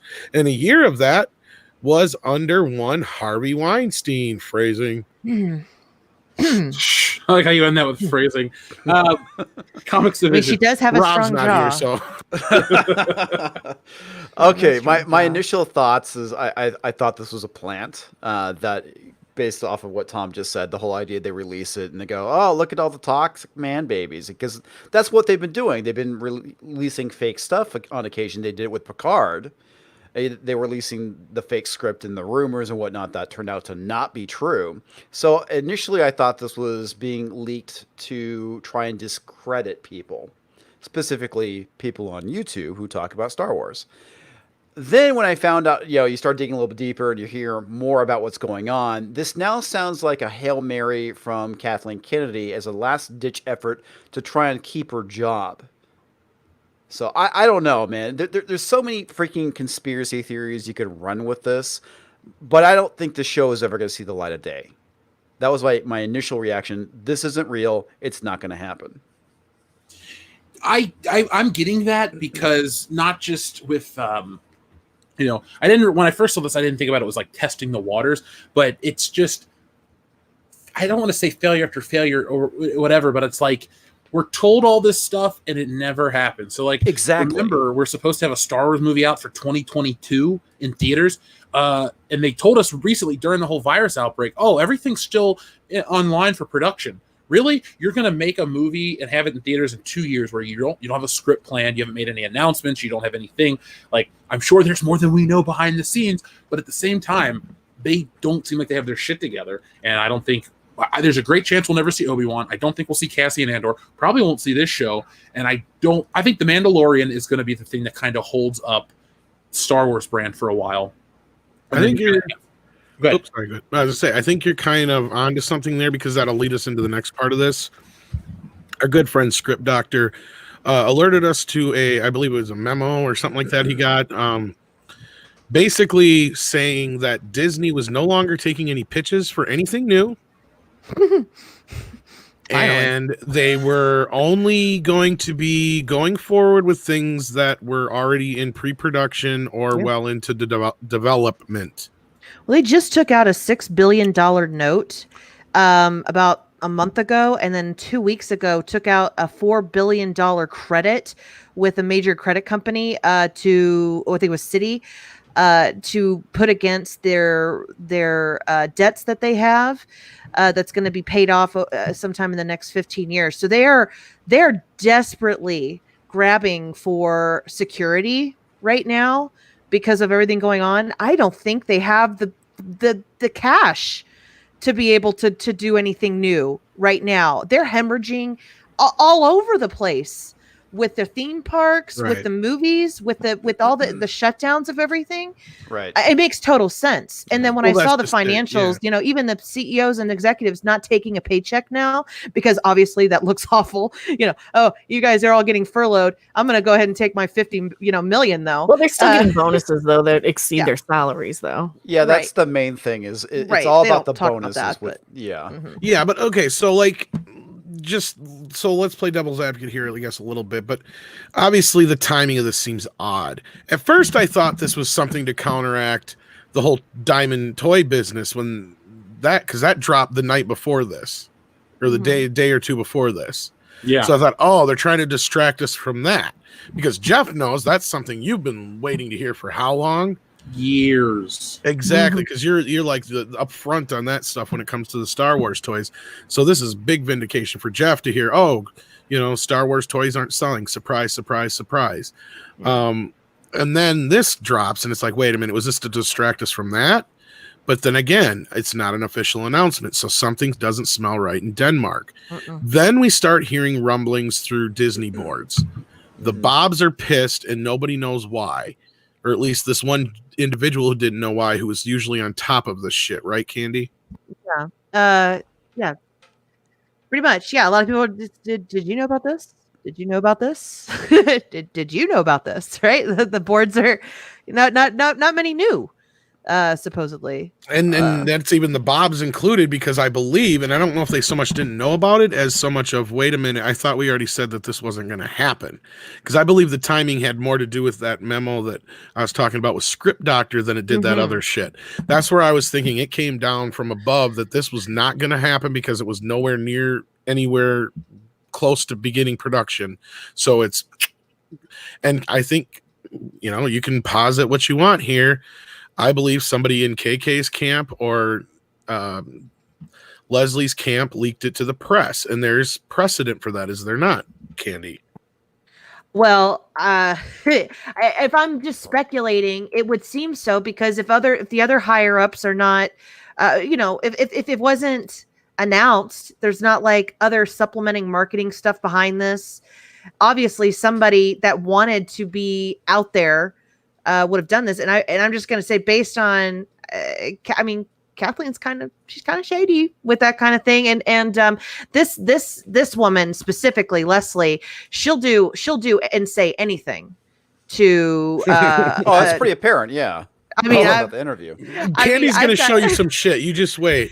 I'm setting her up. Okay. It's like two totally different people in one, but I'm sure there's more versions of her out there. I'm going to find them. Well, there is kind of proof, or at least the president that I talk about is this. The night before this news dropped, folks, Miss Leslie here.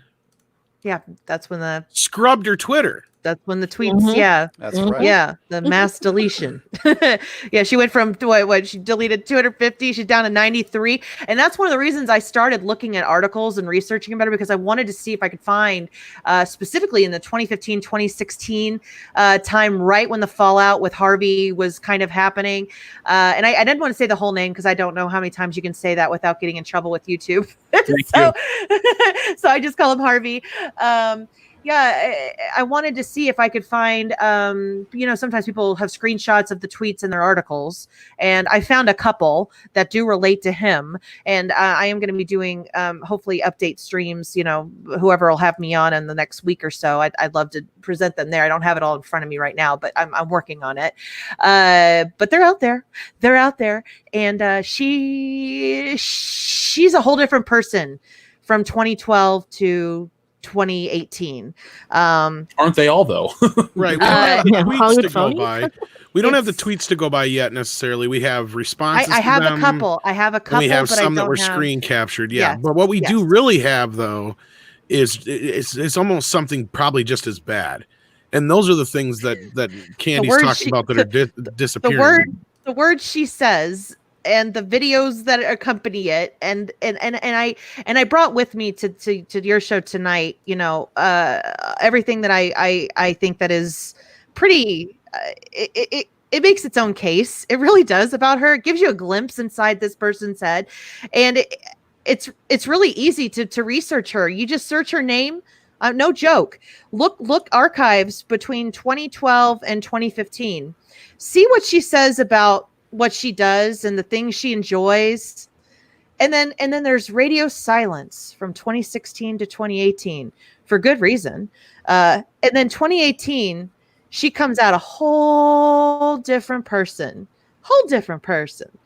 And it's just interesting. It's real interesting. And then she tells white bitches to step up. Yeah. What happened in 2016? Well, that's when we start. Yeah, that's when her the person that she calls her movie daddy, Her mentor. she called him literally her movie dad. Do you have that little clip? I have it all. Okay, I'm sure people would love to see that. Well, I can start there, or I mean, whatever. Might as well, since you brought it up. Yeah, might as well. That instinct on this woman. Looking at her was accomplice. Was the word I got, but Well, I mean, and not while alleging they're saying that's just. And while you're bringing it up, the basis for this all starts for this. She used her experience at Miramax to write plays. Yeah. And one I believe was eventually turned into a film. But one of those specific plays is based on Hollywood Harvey. And so needless to say, though, they're based on the 7 deadly sins, but you'd imagine what, lust? Yep. Maybe. Nope. But it was greed. Nope, it was greed. So there's that, and then there's the little bit that Candy's got here about Movie Daddy. Yeah, I posted it's my Twitter, Jeff, if you want to do it, or if you want me to screenshot, I've got everything up on a new tab in my computer. So you share. You want me to do it? Okay, yeah. I'll pull everything up right now. Then, let's see here. For those of you, here we go. So this is just one of them, and this is just a taste of her pre-Harvey downfall. Not to steal Olive Garden's thunder, but when you're there, you're family. That's Miramax. Okay. I don't think that I'm ever not going to feel like I'm part of Harvey's world. And I'd like to know what part of Harvey's world she's discussing there. Even though we didn't wind up doing this movie together, and they're talking about, I think, Bachelorette here, he'll always be my movie dad. Which is funny because I think he still facilitated it, but anyway. He did. Well, he purchased it. Or did something along those lines, like help fund it or something. So that's interesting. Right? I mean, it is very interesting. And I source all of this stuff to make sure, because if it gets scrubbed, I wanted to make sure to show this is where it came from. This is the screen cap, because things are going bye-bye. And I just I just want this out there for the world to see. So now that it's disgusting. Was there another one of these you wanted to share yet? Or? Oh yeah. Go for it. And while you're doing that, basically, so now we have a good reason to believe why this would be a PR fucking nightmare for Bob and Bob. There you go. Mm-hmm.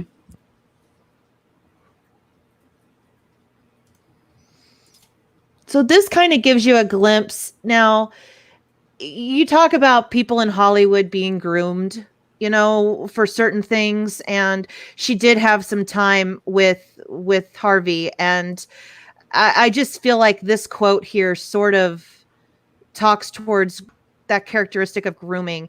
She says, and I think that's like just me as a person. Like I just for some reason have empathy for people that are sort of villainized for their weakness or their behavior.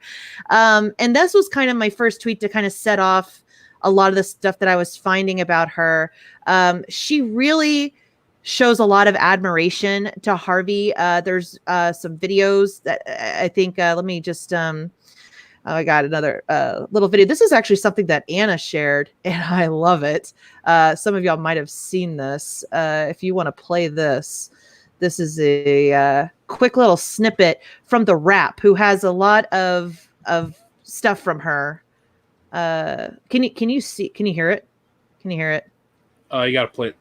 Okay. Let me try one more time but I didn't default the audio. Sorry about that. But she talks about what I think one of her like favorite things are, and let's see. Share audio there. There. All right. Now we're good. Oh. It's that time to turn to our rapid fire questions with our partner Dell. Here we go. You Are ready? they trivia or short answer? What are we Short talking? answer. It requires rapid fire responses. You ready? Yeah. Pick a project from your body of work that best represents you. Oh wow. Harvey Weinstein's assistant. Did y'all catch that? Yep. Clear as fucking day. Hold on, for the people in the back. Best represents you. Oh wow. Harvey Weinstein's assistant. Sleeping with other people. Now the funny thing is she says sleeping with other people, but that's the movie that she was doing with Alison Brie and Jason Sudeikis, and so sleeping with, just hearing Harvey and then sleeping with other people together. No, that wasn't meant to come across like that, but I can understand how people would take it that way. No, but there was the movie Alison Brie was talking about, but yeah, of course Leslie's like working as Harvey's personal assistant. So yeah, she digs the guy. So it gets worse though. So do you think what was being deleted was all of her tweets talking about how she loved Harvey? Yes, and there's some that kind of give us enough proof to kind of know that, and some of them have been screen capped and they were in other articles. And I actually watched read like somebody doing a reading or two from her play about Harvey, and what I gathered from the end of the story is she got herself in trouble and got fired, and the last bit of the story is her apologizing to Harvey and hoping for forgiveness. Really? So yeah. I sent you some information, Tom, that I've included, the Harvey character, I should say, about she backtracked so hard in 2018 in some interviews regarding that assistance play with the Harvey character, and basically saying everyone told her to do it, and that this was and that she was told what he needed to say on stage and bring him on, and so like she tries so hard to distance herself from him. But this article's from 2012. This that is or she hides beauty. behind NDAs. And I seriously hope they don't take, if all the articles, this is the one I hope they don't take down, because this gives you an idea of where this is when she was working, like right after she finished working with them. Okay. So 2012, I think we talked about it, Tom. She was with Miramax till what, 2008, 2008 or 9. And and then she started working on her plays in 2010. And then the assistant came out in 2012. And then this is like a lot of the PR marketing stuff that she started doing interviews regarding that. So let me just take you down to the beginning. Says Leslie Headland loves Harvey. Loves Harvey. That's the beginning. Despite having worked as his personal assistant, and he most likely loves her back, even after she penned the play The Assistants, about ill-treated young personal assistants at a fictional corporation called the Weisinger Company, headed by a demanding, impatient perfectionist named Daniel Weisinger. So there's that. So she loves him. Okay, she loves him. Yeah, Weisinger sounds nothing like the other name at all. Right. Let's see here. Let's see if I can find. I think it's at the end. Okay. So this is the most important part of this article, and I hope that I hope it doesn't go away, but you guys are seeing it here, so it's forever. I just archived it. I'll send it over to you. Thank you. What was your feeling then when you found out that the Harvey company had bought The Bachelorette? She says, "It was so funny and great. When I was working there, that was all I wanted. I would daydream that someday I'll be making movies and Harvey will buy them and he will want to support me, as coworkers, essentially. There's nobody like him. He's genius. You sit across from him and you're like, I cannot believe how brilliant this guy is. So his interest in me as a filmmaker just makes me feel like I made the right choice to move on. This is a handful of years after she witnessed all the things that she witnessed, and there's an article that talks about her remorse about some of the things that went on. So she's clearly understanding what's going on when she's working there, and this is what she puts out in 2012, several years later. But white women need to step up, okay? Well, how else can they feel superior to people?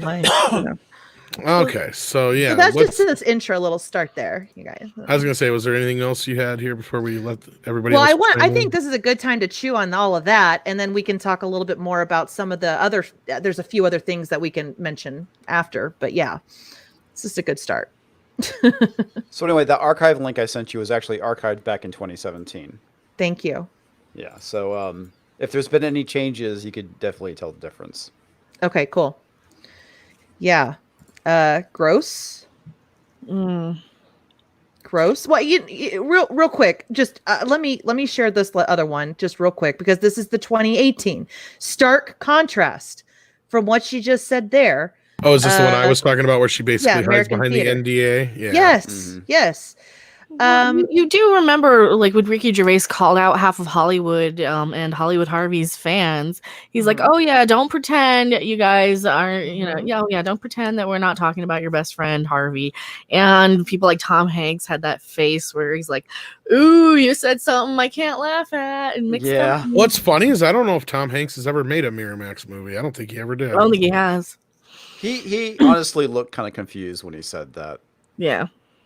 So she says, when Jodi's article came out, that's the New York Times that first came out about Harvey, I was shocked by the reception to it because I just thought men like that never go down. I was so shocked and so emboldened by the chorus of voices that brought him down. It makes me so happy. Even saying that has been hard for me because I'm still scared of him, to be honest. And I think that's why a lot of women still have not said anything. That's like a huge red flag to me, that she'd say that. I am so grateful to those women for speaking their truths and for standing up for themselves. So two things here. She's so scared of him. That was her reasoning for not coming out. That's what she puts up here. She's scared. And I don't belittle anyone for being afraid of coming out because of fear, towards maybe harm or something. She had no problem taking his money after she didn't fucking work for him anymore, though. She monetized it, made a play based off of him, and then goes into interviews saying how amazing he's her movie dad. I mean, it's to be clear, when she says that her movie was bought by the Weinstein Company, that was well after she was gone. That was after Disney had kicked their asses out. So that means she made that deal with them after that. Well, keep in mind, though, this is sort of like typical abusive, spouse behavior almost, where you apologize to them. It's like, "Oh, I'm so sorry, I screwed up. Please don't get me out of your little circle of wonderfulness." And she empathizes the villain, she said. That's a thing she does, that she empathizes the villain for their behavior. No, she's just turning coat now because it's the popular thing to say. She knew all this time, and she covered it up probably. Well, and what really is upsetting is that later in this article, this whole bit here talks about how she felt about what, like, her situation there. Like, you're being asked to do things, you don't know what they are. One moment you're sitting at your desk, the next moment you're on a plane, you're in LA, you realize you don't have a change of clothes, you haven't showered in 3 days. She's going into all this stuff about how hard it was, or like a pity party kind of thing. And that's how this article ends. And it's just like, girl, please. Girl, please. Yeah. So it's just. Well, and there was another bit that was kind of telling, is where she talks about when they first met. And she's like, "Yeah, I just kind of let him know where we stood, and we had no problems. We had an understanding," or something like that. Yeah, that was very telling to me. That she batted for the other team and basically told Harvey that. I feel like Harvey wouldn't have brought her on if he didn't think that I feel like he would have known. I feel like a lot of this, he was able to sniff out, if you were to say, the thirsty ones, the ones. Not that only that, want, I'm not. I'll be honest with you. I'm not so sure she's not as lesbian as she says she is either. I don't You know. know, I She's had not. thought about that. I had thought about Because she's made comments. That's why I say this. It's not like I'm saying it just She- willy nilly. that. So do you think the girlfriend's a beard then? Well, her girlfriend, her girlfriend's actually in her show. We've seen her. She's a bit more on the non-binary looking side, but that's not neither here nor there. Right. In her play, I think she kind of has a crush on one of the guys at work.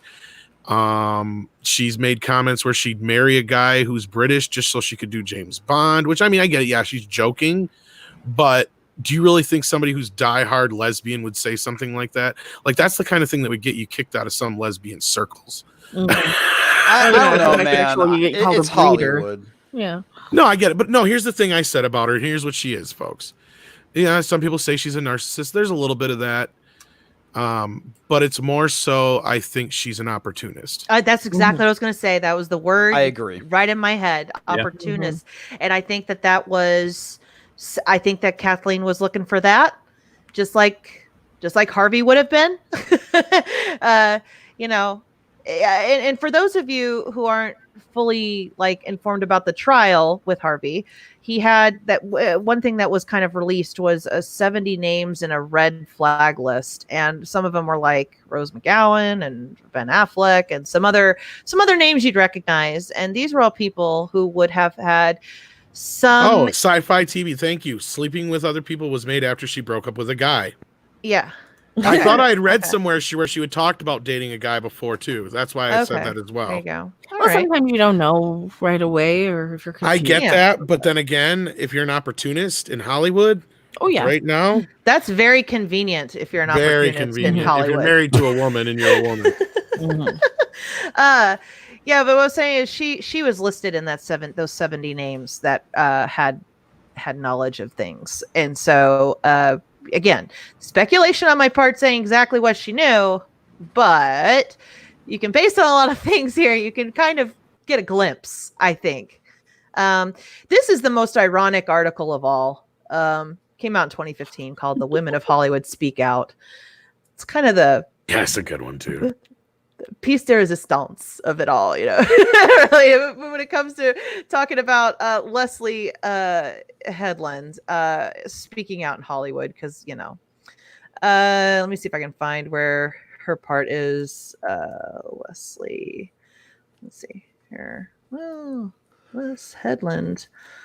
Sorry, I thought I had it's a really long article, so apologies. I usually have it all ready, but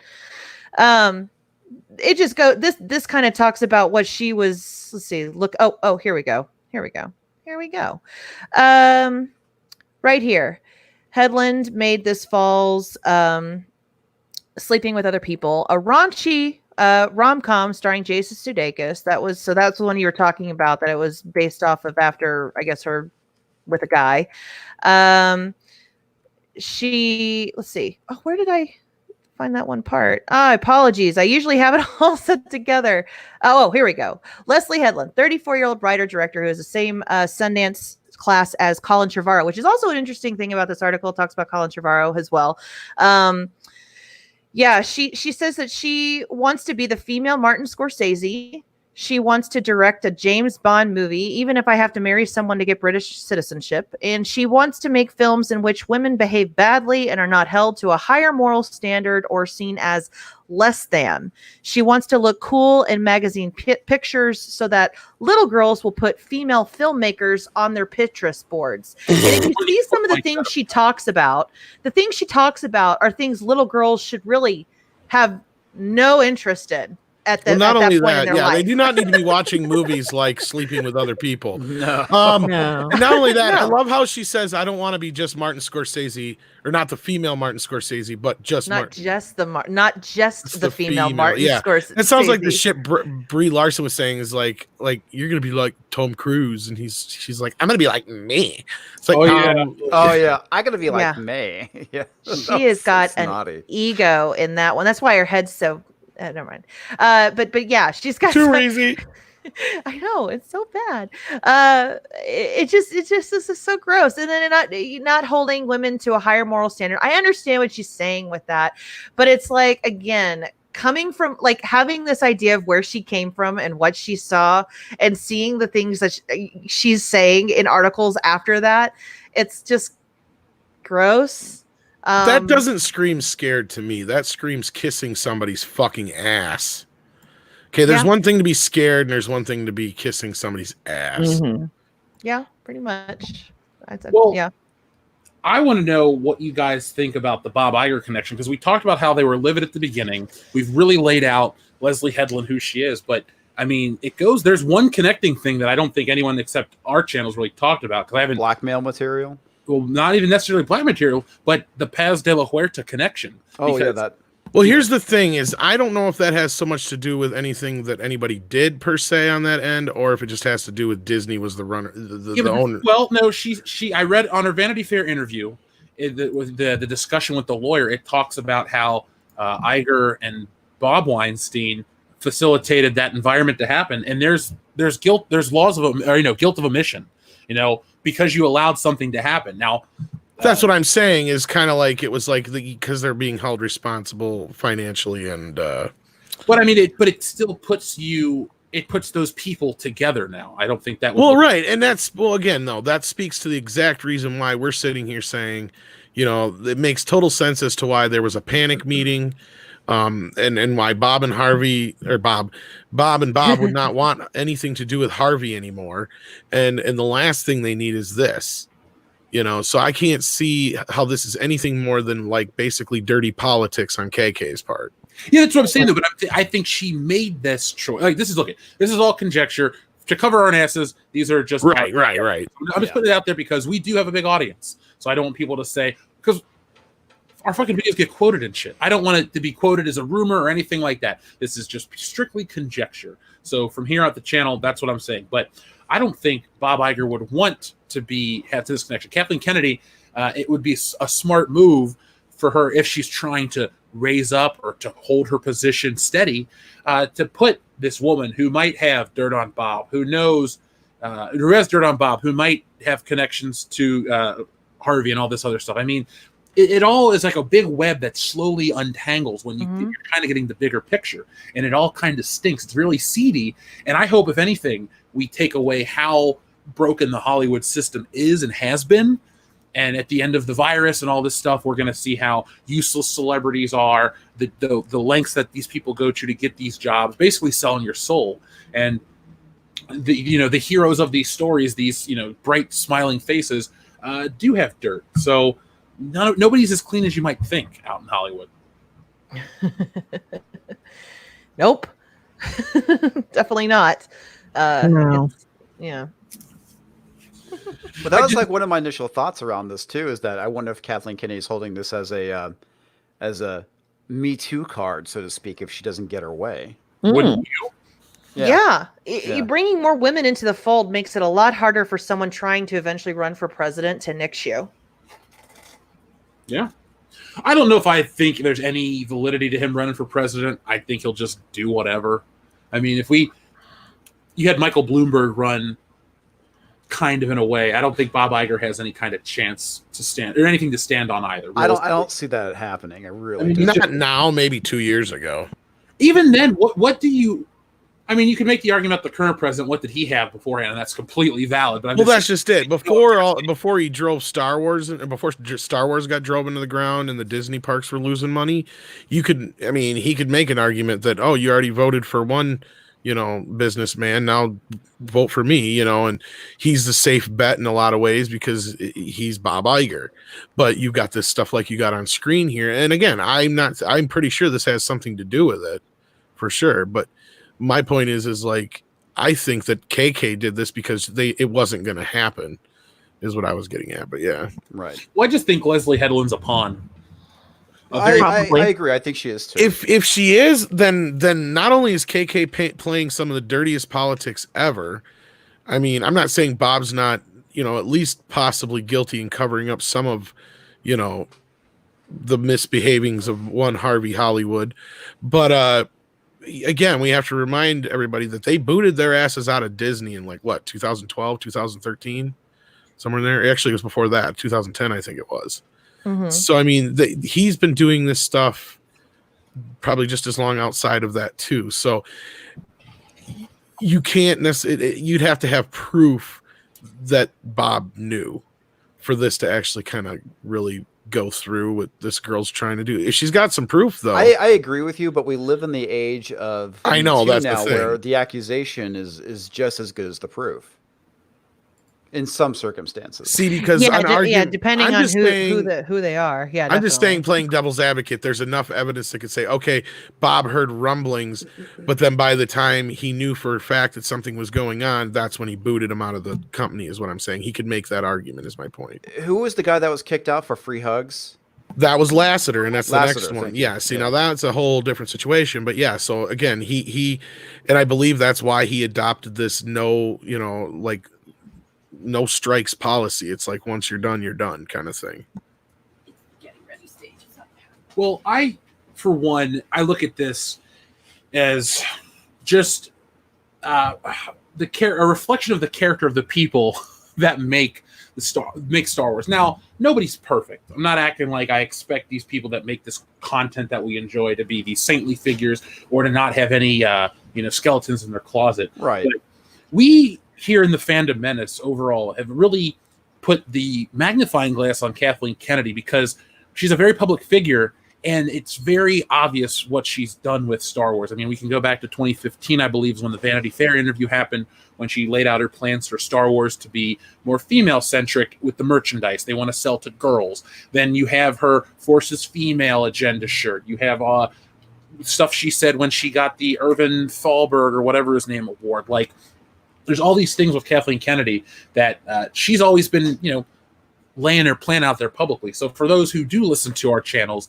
and think, well, you're making this up about this poor woman, there's precedent for all of this stuff with her. And I don't think, because we live in the social media era, I don't think playing dirty politics is anything new. I guarantee you, if social media existed in the 30s, the shit you'd hear Hollywood executives say or do to these poor women, it's nothing compared to what goes on now. I'd say it's, with the advent of social media and smartphones and stuff, less. I mean, seedy stuff still happens, but it leaks out. Look at Weinstein. Yeah, I was gonna say it exposes it more than anything else. Oh yeah, for sure. Because if it wasn't for the internet, we wouldn't know about this. They'd be able to hide it so much easier.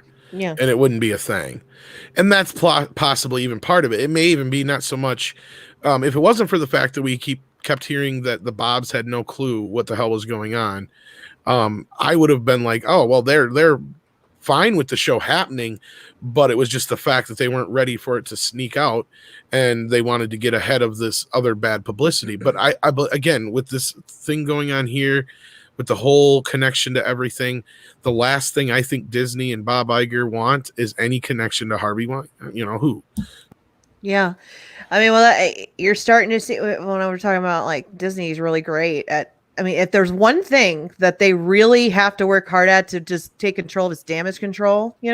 Damage control seems to be like the big department lately for them. And, with one of the articles I was looking at, it was on the Hollywood Reporter, talking about the Bachelorette movie. Of course, it was her first big movie. She's really loving it, really excited going on this media tour.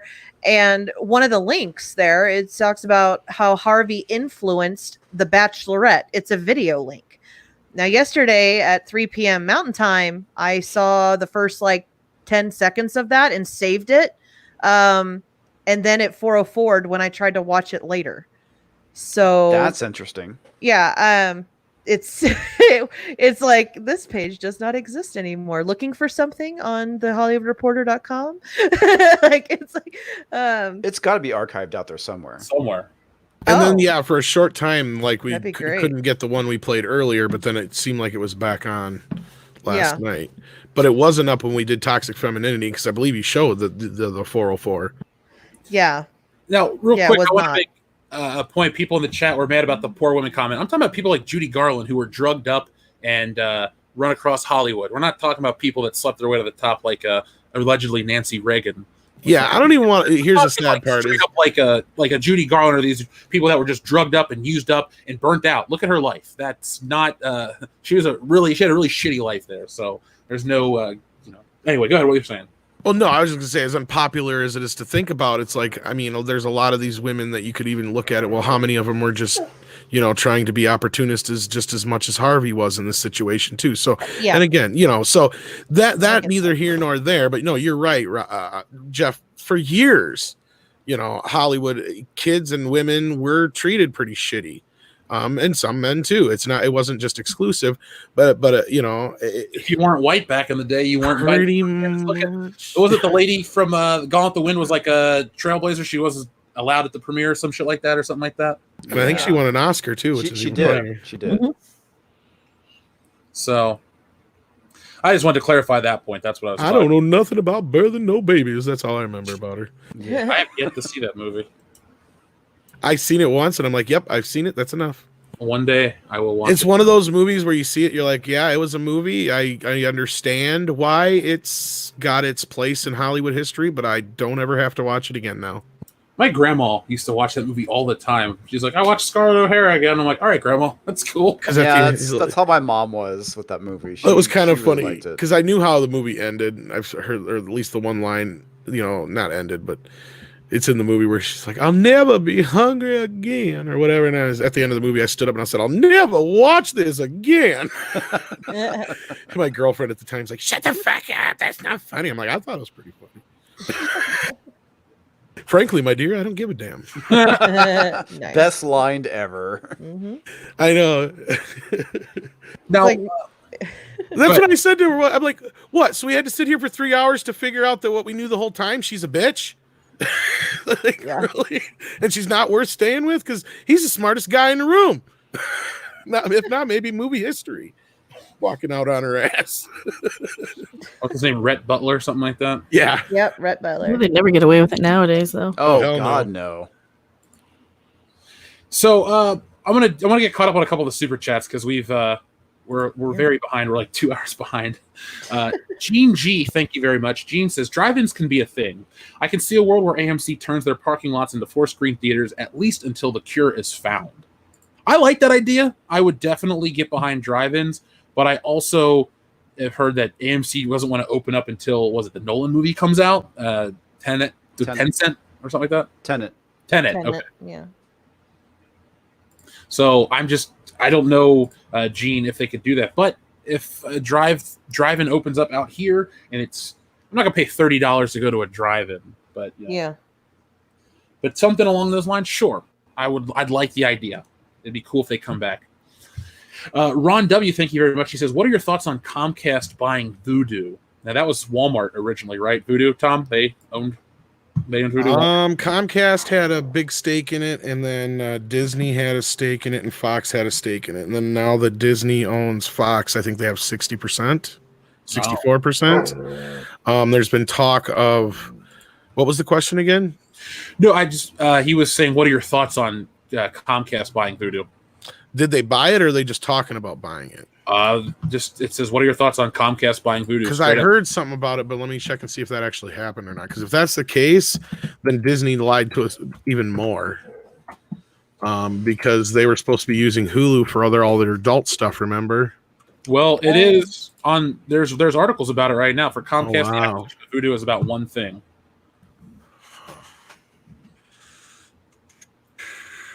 Disney's. Oh, that was last year. What the hell? Oh, let me take this out so I can see. Hulu Comcast. I'm not seeing it. While you're looking that up, I'm going to read the next couple. We have Tim Scorpion who says, "I hope Kathleen Kennedy gets burned at the stake." I mean, fired. Don't we all? Out of a cannon into the sun. Trebuchet time. It won't be that. It'll be she found something better to move on to. I mean, what's better than running Disney? I'm just they can't word it like fired. It's I know. There's another opportunity. She's gonna start her own business or something like that. Yeah. God, can't speak.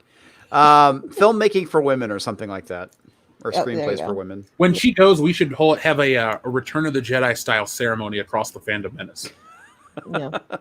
You know, Tom. While we're here, pretty much we have a little bit left of the show. I think it's time we should show your card. You ready? Okay. By the way, I pulled out. That would be a no. You're I cool. pulled out my headphones. What was that? I think since we got a good chunk of the audience here, I think we should show the SJW card this week. Absolutely, why not? But yeah, I'm not finding the Hulu thing unless I'm pumping in the wrong thing here. No, not Hulu, Voodoo. Oh, Voodoo, that. Oh, yeah. That pissed me off. Comcast is buying Walmart's streaming service, which is which pisses me. Oh, that's right. Sorry about that.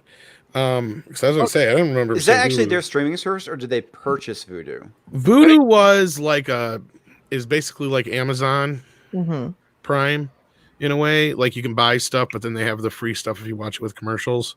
And then like what they had for the longest time when Walmart bought them, which I think is going to go away now that they're bought by Voodoo, or that Voodoo is bought out by Comcast, is that digital to disc where you can buy it, you get the digital version now, and then they send you the Blu-ray in the mail.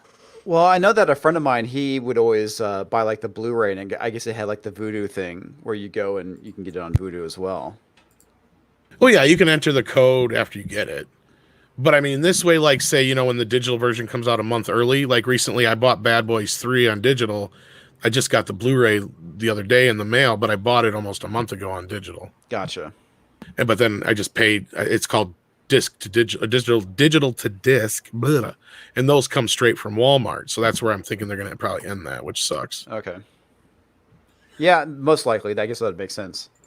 Up next, we also had our friend Bada SSL who says Galaxy's Edge was DOA. I was there. Terrible. Thank you, Kat. I agree. I never went. I never had any desire to because of what they decided to start with. So I'm with you there, Brett, about certain things, about being DOA. Chuzilla says, do you think the Flash movie will be named Choke Point? Oh, that was good. If we have time, Comics Division, I wanted to ask you about the Marvel furloughs that just got announced today. Have you seen damn. That? No, I didn't. I have to go check that out. Bounding into Comics had an interesting piece. When we get through this and show the stuff, I'd like to reserve the last couple of minutes for that because, it seems like when things are getting slightly better for comics, everything just falls apart even more. So, yeah, I think this actually was announced a couple days ago. Okay. Yeah. So now, briefly, I'm showing Tom. These are Tom's sketches. He came up with Right Wing Duck and Left Wing Duck, and he wanted to draw them for the cards. So I know this is a little light to see because it's a pencil sketch, but we can't really. Can I zoom in a little better? Let's see if I can. But Tom, your concepts makes me laugh, dude. Especially with the pierced bill. Yeah, she's got one in her nose. All about that's the original initial. Oh, the hair and the details is great. I'm digging it, dude. These are going to be hilarious cards because, like I told you, folks, I'm going to be reaching out to other artists. I'll see if Anna wants to do one. I'll see if we can commission Ethan to do one and just make this a set. We don't have a date. We just have the list, and the newest addition is Karen. Karen will be made as a card. She might be card number 1. Well, no, we'll make her wait. And then we had Right Wing Duck come from Tom as well with a mullet, Kid Rock T-shirt. I love it, dude. There's so much. That's fantastic. So there's Tom. I love it, Tom. That's hilarious. So just keep watching, folks. We'll keep giving you guys updates. Taking care. The first one had a gun, but I thought that was too much. Well, I just think you have this one is perfect.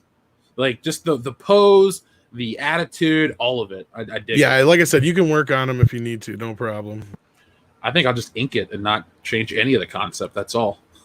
I think it's fantastic. All I got to do is find somebody that can color all these things or see if other artists out there can color their own because that would help cut down some of the costs. But there we go. So, yeah, this was Tom wanted to do these, folks. We'll be giving you guys more updates down the road. So there's Right Wing Duck and Left Wing Duck. And we'll leave that up while I read the next couple super chats. Larry, thank you very much. Gives a unicorn, a rainbow unicorn sticker. Osmosis says, Jeff, amazing work on Paz de la Huerta. Osmosis, thank you very much.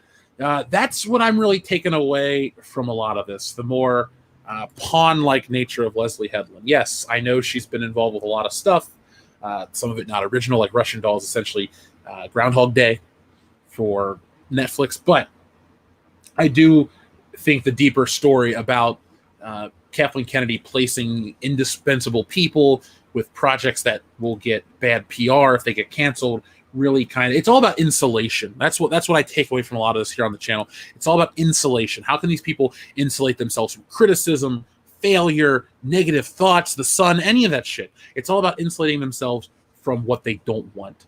And to me, that is what Leslie Headland is for Kathleen Kennedy. Insulation.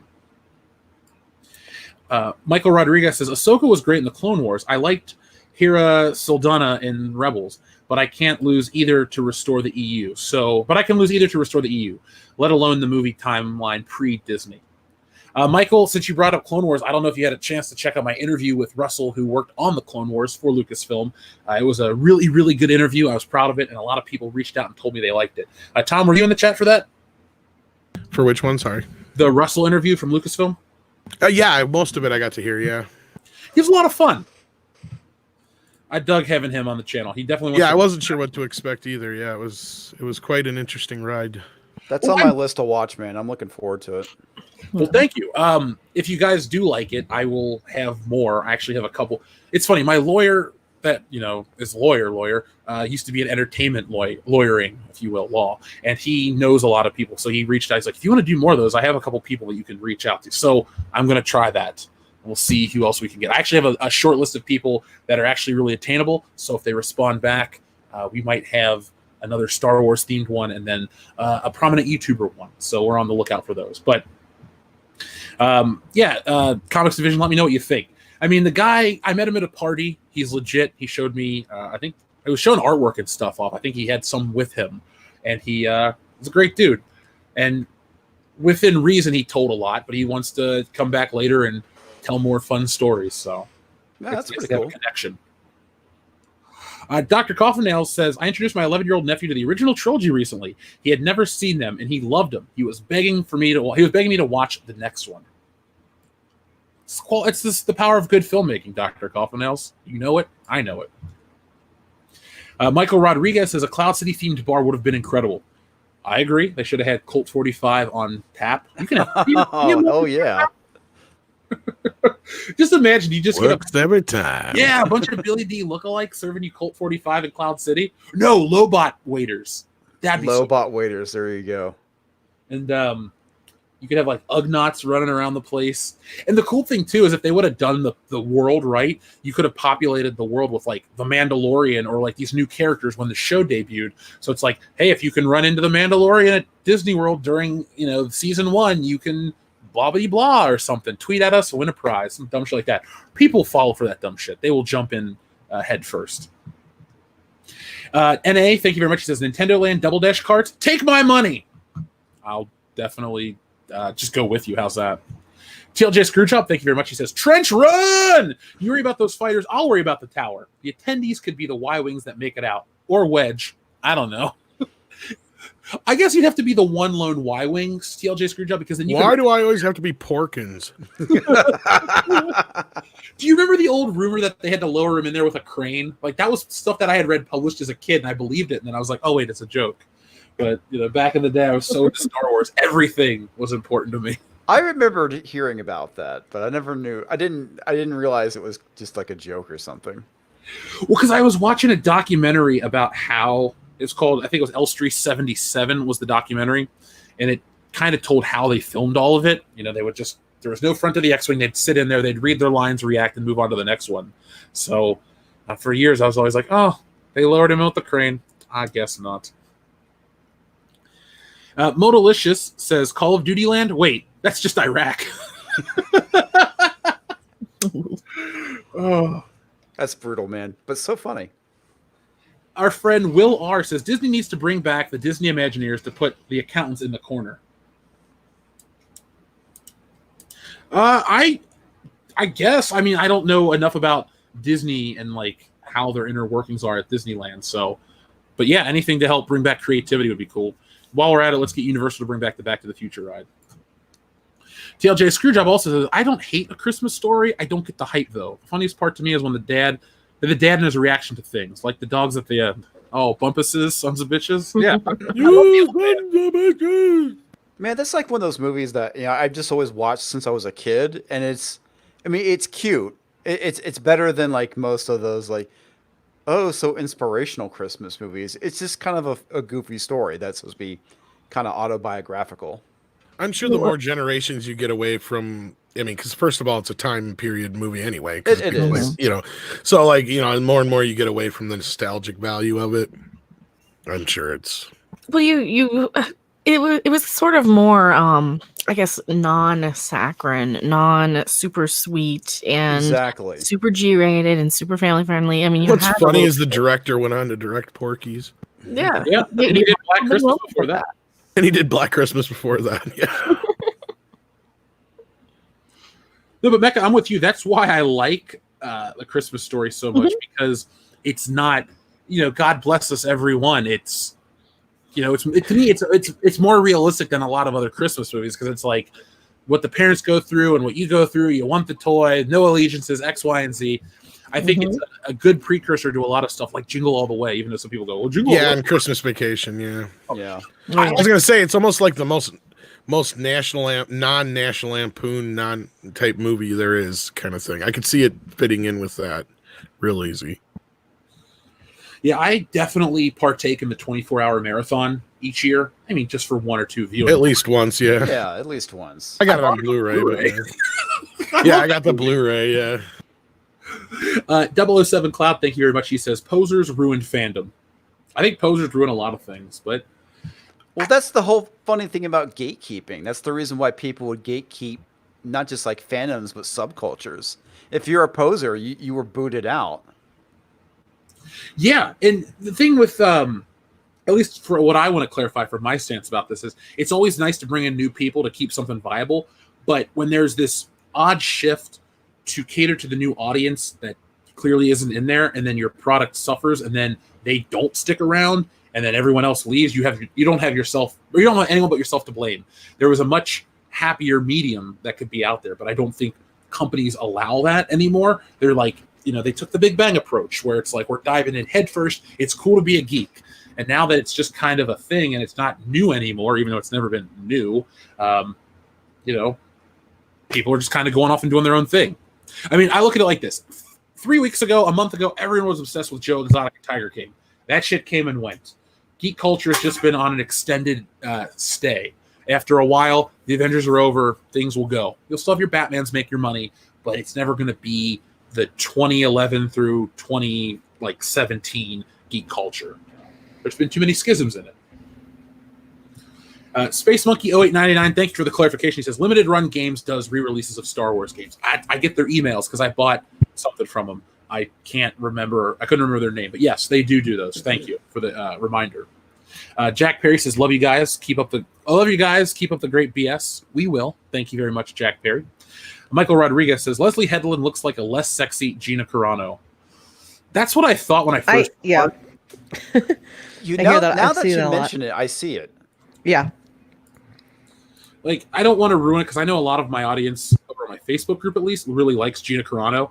But when I look at Leslie Headland, I definitely see similarity. She's like the discount special of Gina Carano. If the dollar store could be a person, it would be Leslie Headland. Oh, so bad. Yeah. That's brutal, but fantastic. Yeah. That way you can still like Gina Carano if you think of it that way. Yeah. I thought Gina Carano was one of the best parts of The Mandalorian. Agreed. Because she's believable.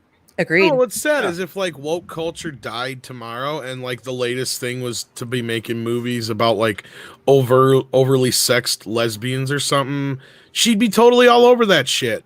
Yeah. You know what I mean? She's such an opportunist. I've seen enough of them in my lifetime. I know them when I see them. You know? Well, I think that's the whole thing with Hollywood. That basically describes Excuse me, I the had to cough. majority of Hollywood.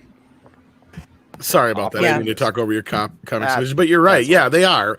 A lot of Hollywood is, and we've said that before about a lot of these. We were just talking about this, I think, before this dropped, about how a lot of these people they act all woke and SJW in the press and in front of all their friends and all the people to get the right jobs.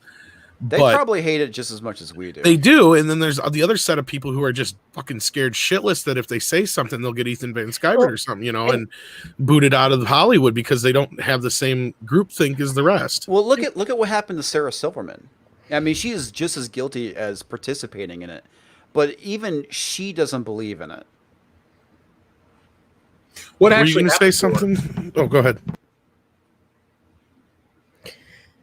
I'm sorry, who was supposed to be talking? No, Comics, I was asking you what actually happened to Sarah Silverman. Oh, okay.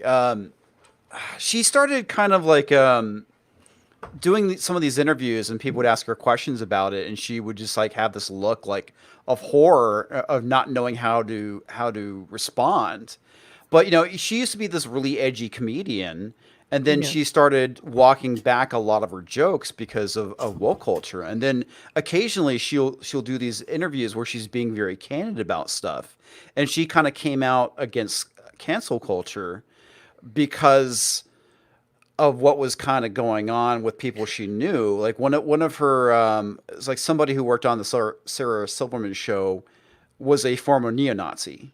And it's the idea that the easiest way to kill hate is to talk to people and accept them and to get them to try and change their mind. But that doesn't fly in cancel culture. If you are convicted of wrongthink, you have to be canceled. And so she started getting a lot of flack from the progressive outlets. Okay. Was she with Jimmy Kimmel at that time too? Because I know that both of them, they were going through something like media-wise. Possibly. But I know that her show got canceled recently. And it was horribly unfunny, and it was very. I'd say her and Kimmel haven't been together in like 10 years. Yeah, but she got a lot of backlash recently over the whole blackface episode. Of, the Sarah Silverman show. Yeah. Well, I see where you're going with that. And I don't know. I feel like just bringing it back to Gina. God dang it. Leslie. That was so unintentional. Okay, bringing it back to Leslie. We apologize, Gina. I love Gina Carano. I think she was one of the best casts of that show for sure. Absolutely. I love watching her fight. That is so fun. Watching all the other stunt guys fighting her is great. Anyway, bringing it back to Leslie, she was a part of Miramax in her early 20s. She was a part of Harvey in her early 20s. That's when a lot of women are really learning about themselves and exploring things. And I read an article where she was talking about a lot of her stuff is dark comedy, stuff like that, real dark. And they're talking about, do you always feel like you have to be dark to be funny? And she said, I don't think that that's the case anymore, but in my mid-20s, like when I was 25, I'd say probably so. That's the only kind of comedy I thought was around. And it just kind of gives you another glimpse, when you're talking about her, when y'all are mentioning a little bit about, I don't know. It's the only thing that could make this weirder is if we find out she has some like weird daddy issues.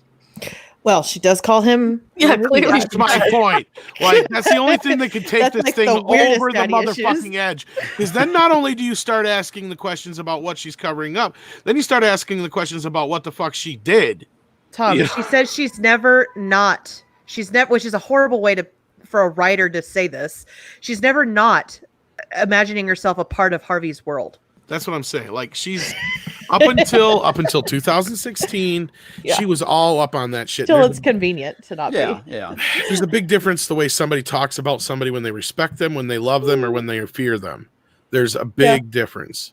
Well, I think if you fear somebody, you just don't talk about them. You either don't talk about them, or if somebody does bring them up, you're just like, oh yeah, you just agree with whatever good thing somebody says. You say in interviews how great it is to sit across from them, and how I like it how in those interviews though she's like, how I love how he supports me, and then like she has to add in like as a filmmaker or as a as a coworker or as a like.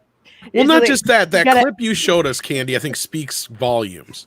When it takes her less than however many seconds to say Harvey Weinstein's assistant is how she's most sees herself Yeah, pretty much. I mean, there's so much she's saying with that. That's her first thing she goes to, so she's very proud of it. She was She's excited. like, let me ask you, Say what's it. your favorite color? What's Harvey he gonna White. think about that? You You gotta think about that. See, no, okay, let me try. What's your favorite food? What's your favorite drink? Things like that, you generally jump to your favorite thing right away, right? Yeah. You know, so like somebody asks you a question on the spot, that's usually the first thing you jump to. Okay. And then not only that, like you were saying, Candy, the way she talks about him everywhere else and everything else and praises him and wishes him, la-di-da-di fucking da. And it's like just, you said, it's hard to believe her current stance on all of the things. And I honestly would think that I feel like based on her type of like what she talks about when she talks about like her type of raunchy comedy and what she believes in sex and what sex really is to her and everything. I think that she thinks that he did nothing wrong in it, and I know there's debate on that. I don't know all the things he did. I know some of the things were kind of like kind of mutual. No, I know, but you're right. When she's talking there, it's almost like if you view it from that angle, the victims. I wouldn't say that per se, but I would say that she understands people's weaknesses. How's that? That's a better way of putting it. I feel like I agree. I just feel like she if she had the chance to defend him, she would. That's all I'm gonna say. Yeah, but she won't because she'll literally get crucified. She knows better now because she's more of an opportunist. She's gonna be with Disney. Yeah.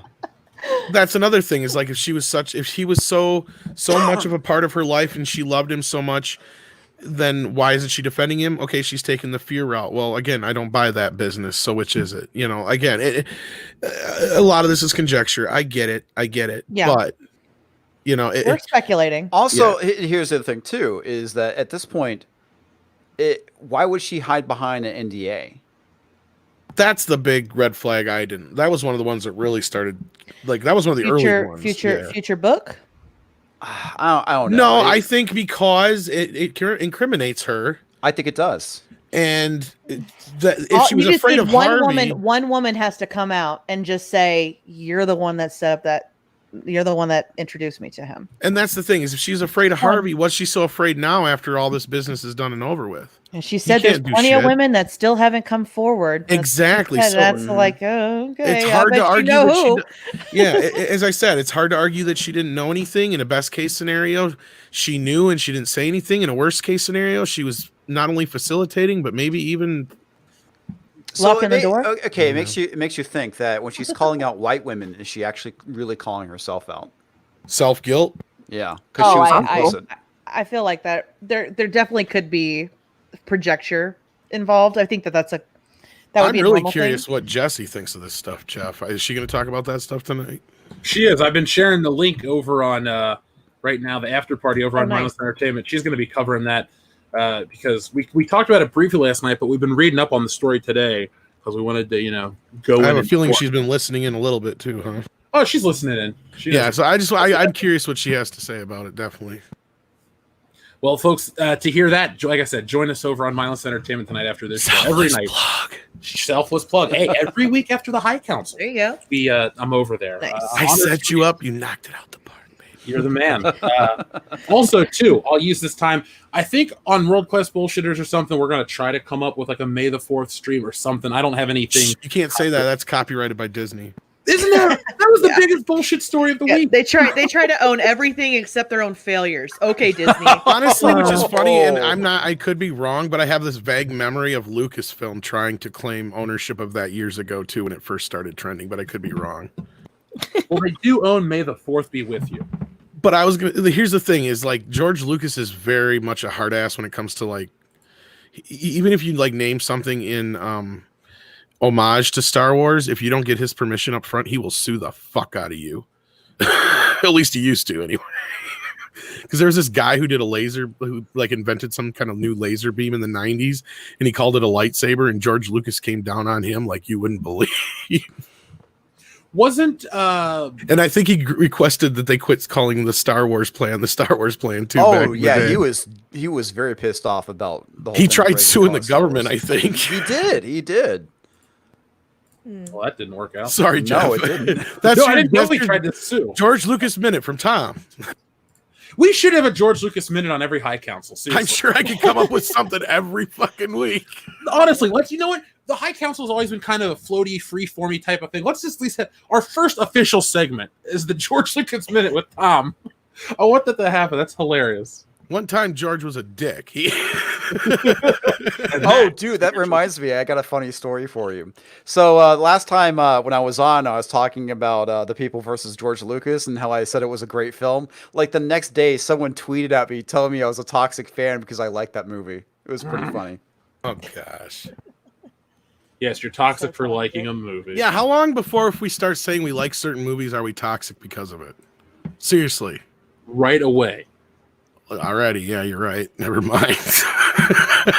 I'll shut up. You know what? If people want to call me a toxic fanboy, that's fine. I really don't give a shit. It's just words on the internet. Yeah. Well, I mean, it's just like, how long do we start getting persecuted? Oh, you like that movie? You're racist. Yeah. Well, that's basically what people were trying to do with The Last Jedi, saying if you didn't like The Last Jedi, there's something wrong with you. That's what I'm saying. How long before they actually start saying that if we like a movie, we're racist? Yeah. Yeah. They probably are already doing it. Well, they did that with Joker. Kind of, they tried. Yeah, they did. They did. Yeah. You're an incel if you like that movie. Exactly. Oh, what's stupid? Speaking of Joker, I just saw an article where they were trying to compare Joker to some other movie.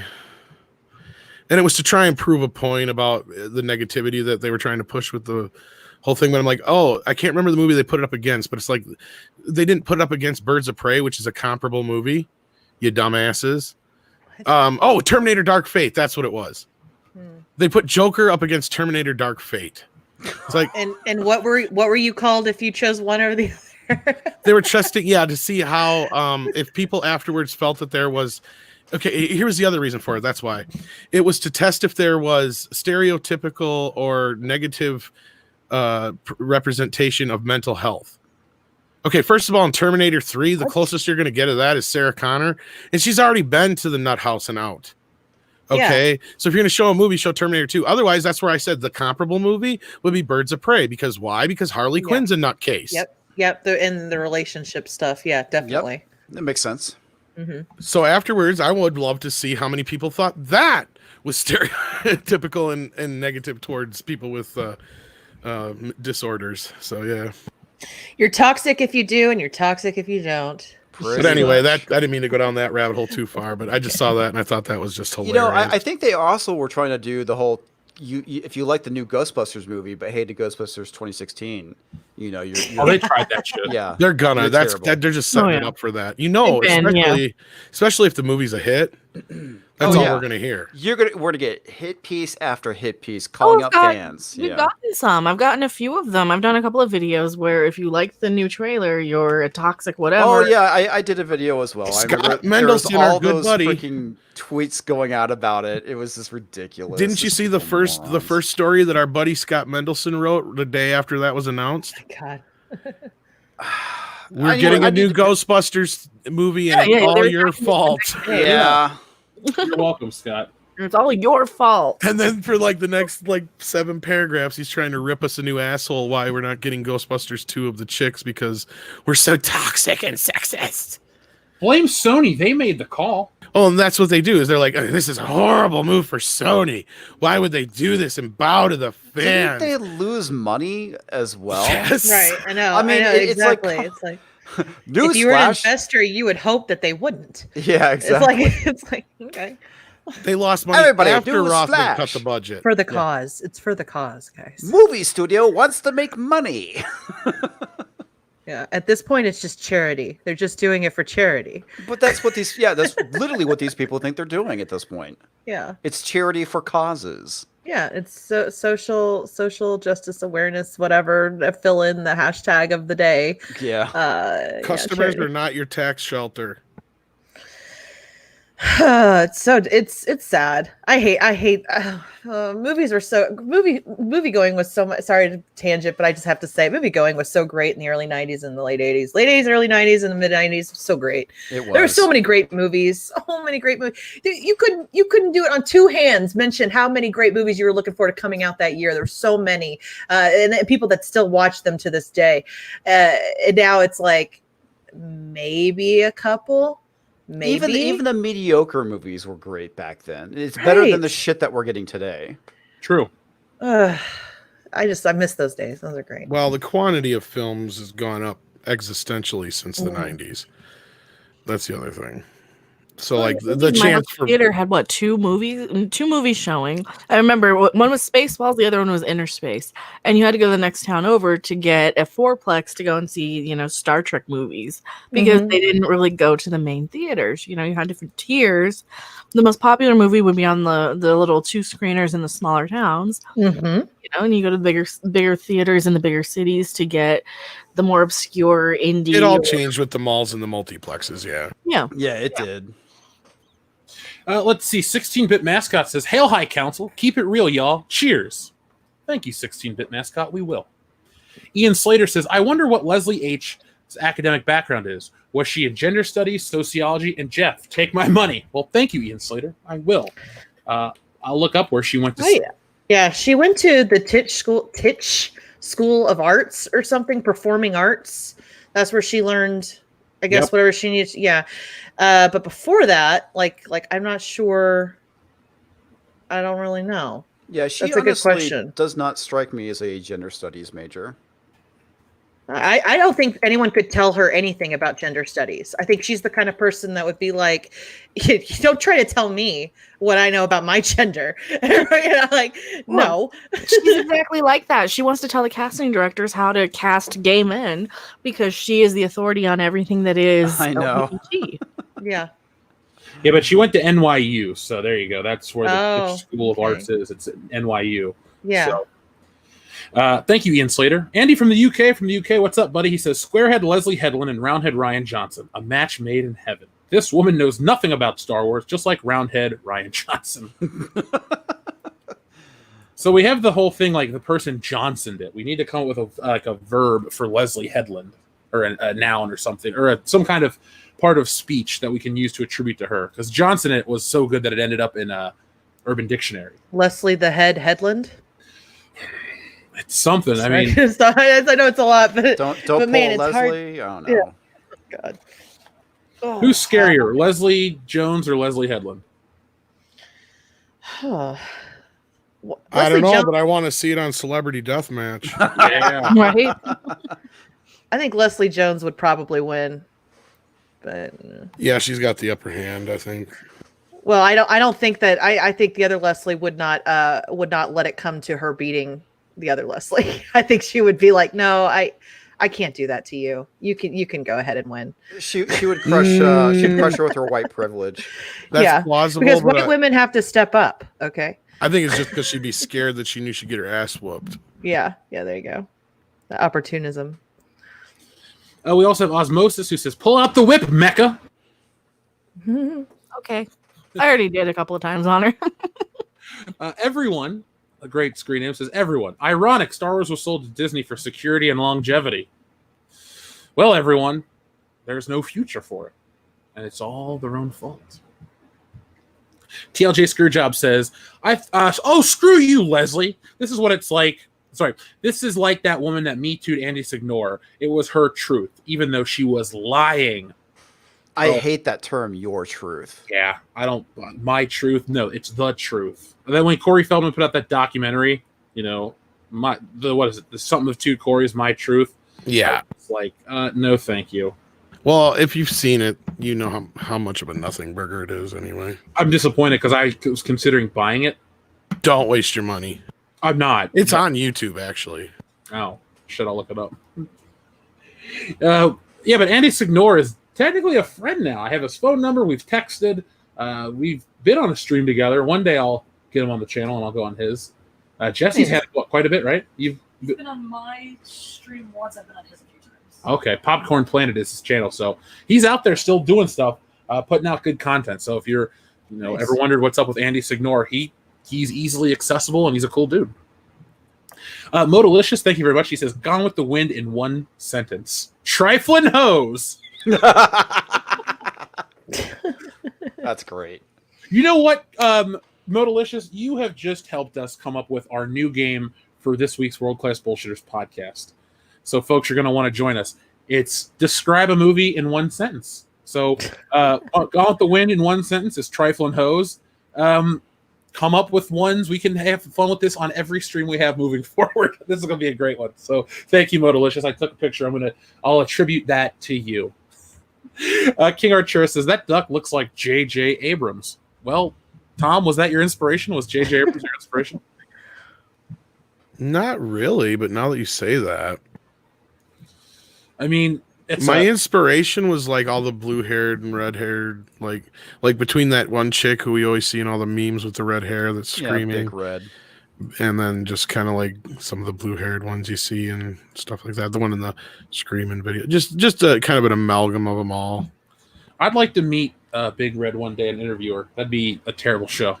We might have to change the hair because I realized how close it is to Jesse's, and that's not fair to her because I know she's not that much of a nut bar. Well, you have to give her. That's not even the better one. Go to the better one. You have to give it the big red haircut. There you go. There we go. Well, the only reason I was showing that one is because it was inked a little bit and it was easier to see. That was just I was just trying to get an idea of how to, and then I realized I'm not going to ink the shit you are. Yeah, I got the tools. I'll do it digitally and it'll be nice and easy. Yeah, I got to scan them for you yet. I got to find the plug for my scanner. Culture Casino says Leslie Lego Head. Not wrong. If you can't read her shirt, it says lesby together, like lesbian. I'm pretty sure that's actually. And then it's got two women's little signal things together. TLJ Screwjob says Headland would attack her like the Crimson Chin. And you probably can't see it, but she's got a little star tattoo on her ankle. Hold on, I'll make that bigger. Did you hear that one? No. See it though. What was that? Leslie Headland would attack her like the Crimson Chin. You guys remember the Crimson Chin from Fairly Odd Parents? Oh God, yes. Like I remember that character. I couldn't place the show. Yeah, that was a fun little gag because it was Cincinnati, and I lived in Cincinnati, so I always chuckled at that. Well, that show itself was pretty funny. If it's really well done. I enjoyed the show. I can't remember what I put on her arm, but she's got like you can kind of see what it is. But and of course she's got the armpit hair. I don't know if you can really see that. One side of her head needs to be shaved. Well, like I said, I got to work. We got to work on her hair because it's too much like Jesse's. Get a fade, kind of a fade thing underneath there. It'll be fun to work on. Trust me. Maybe if you send me that this week, I'll ink it and have something else to show for next week. Yeah, I'll figure out a way to get it scanned for you in a few days. Cool. Like I said, worst case scenario, you just get a well lit, up close, like straight up shot without any distortion from an angle, and I'll be able to take it from there. And then finally, we have Silverman. Thank you very much. He says Leslie to play female sloth in Goonies remake. Oh no! Oh, let me see if there's a good picture. You know what? This is on her Wikipedia page.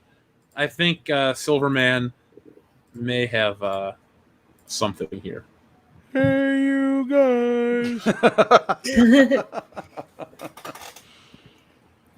So I think we've had an amazing show. We've been going about 3 hours. So as you know, Tom, the time just flies by. Yeah, and there was tons of stuff we can get into, but obviously, yeah, it's such a big rabbit hole that we may have to save some of this overspill because Lord knows how they're going to react to this, if they're going to even react to this. Well, I mean, I think it just really all this overspill just leads to an anticipated episode of the High Council next week. I mean, we had over 1,600 people watching, so we had a hell of a turnout. So clearly, people care about Leslie Headland. They care about Kathleen Kennedy's decisions with the theme parks and all of that stuff. So, and I really think more is going to come out because of all of the stuff that, like the articles that are coming out this last 48 hours, bringing attention to her and spotlighting parts of her life that a lot of the articles are choosing not to.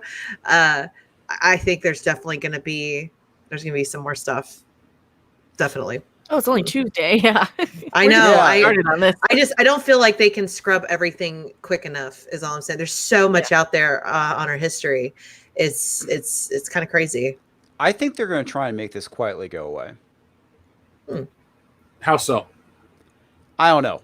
That's just my gut feeling. Doesn't Kathleen Kennedy have an assistant? Not an assistant, but someone who works alongside her. I forget what her name is, but she's in a lot of interviews with Kathleen Kennedy. Gosh, I can't remember her name, but I was thinking, if anyone was to follow in her footsteps, wouldn't it be her? Because I thought she was like her right hand with all of this stuff. Well, there was that Michelle Rejwan lady from Yes. last year. Yes. That was like, I think J.J. Abrams was appointing her to some position. Oh, okay. But I why would thought you want they to were. keep anyone from her regime? She basically ruined Star Wars, so kick them all out, start fresh. Bring in someone that is groomable, Yeah. literally. We had one more super chat rolling from Culture Casino. Thank you very much, Culture Casino. He says, anyone else think Leslie's head looks like a really solid door knocker, like the kind on a castle door? That picture, that's hilarious. It's from her Wikipedia. Yeah, that's her Wikipedia picture. Yeah, that's so great. Why would that be her Wikipedia? I was going to say something else. It's not very flattering. No. You know Hey, why? no, she's not on the door. I She's in the challenge bell you to tower. find a flattering photo, comics. I challenge you. Well, when she's younger, she's not horrible looking. Yeah, I had to agree. Okay.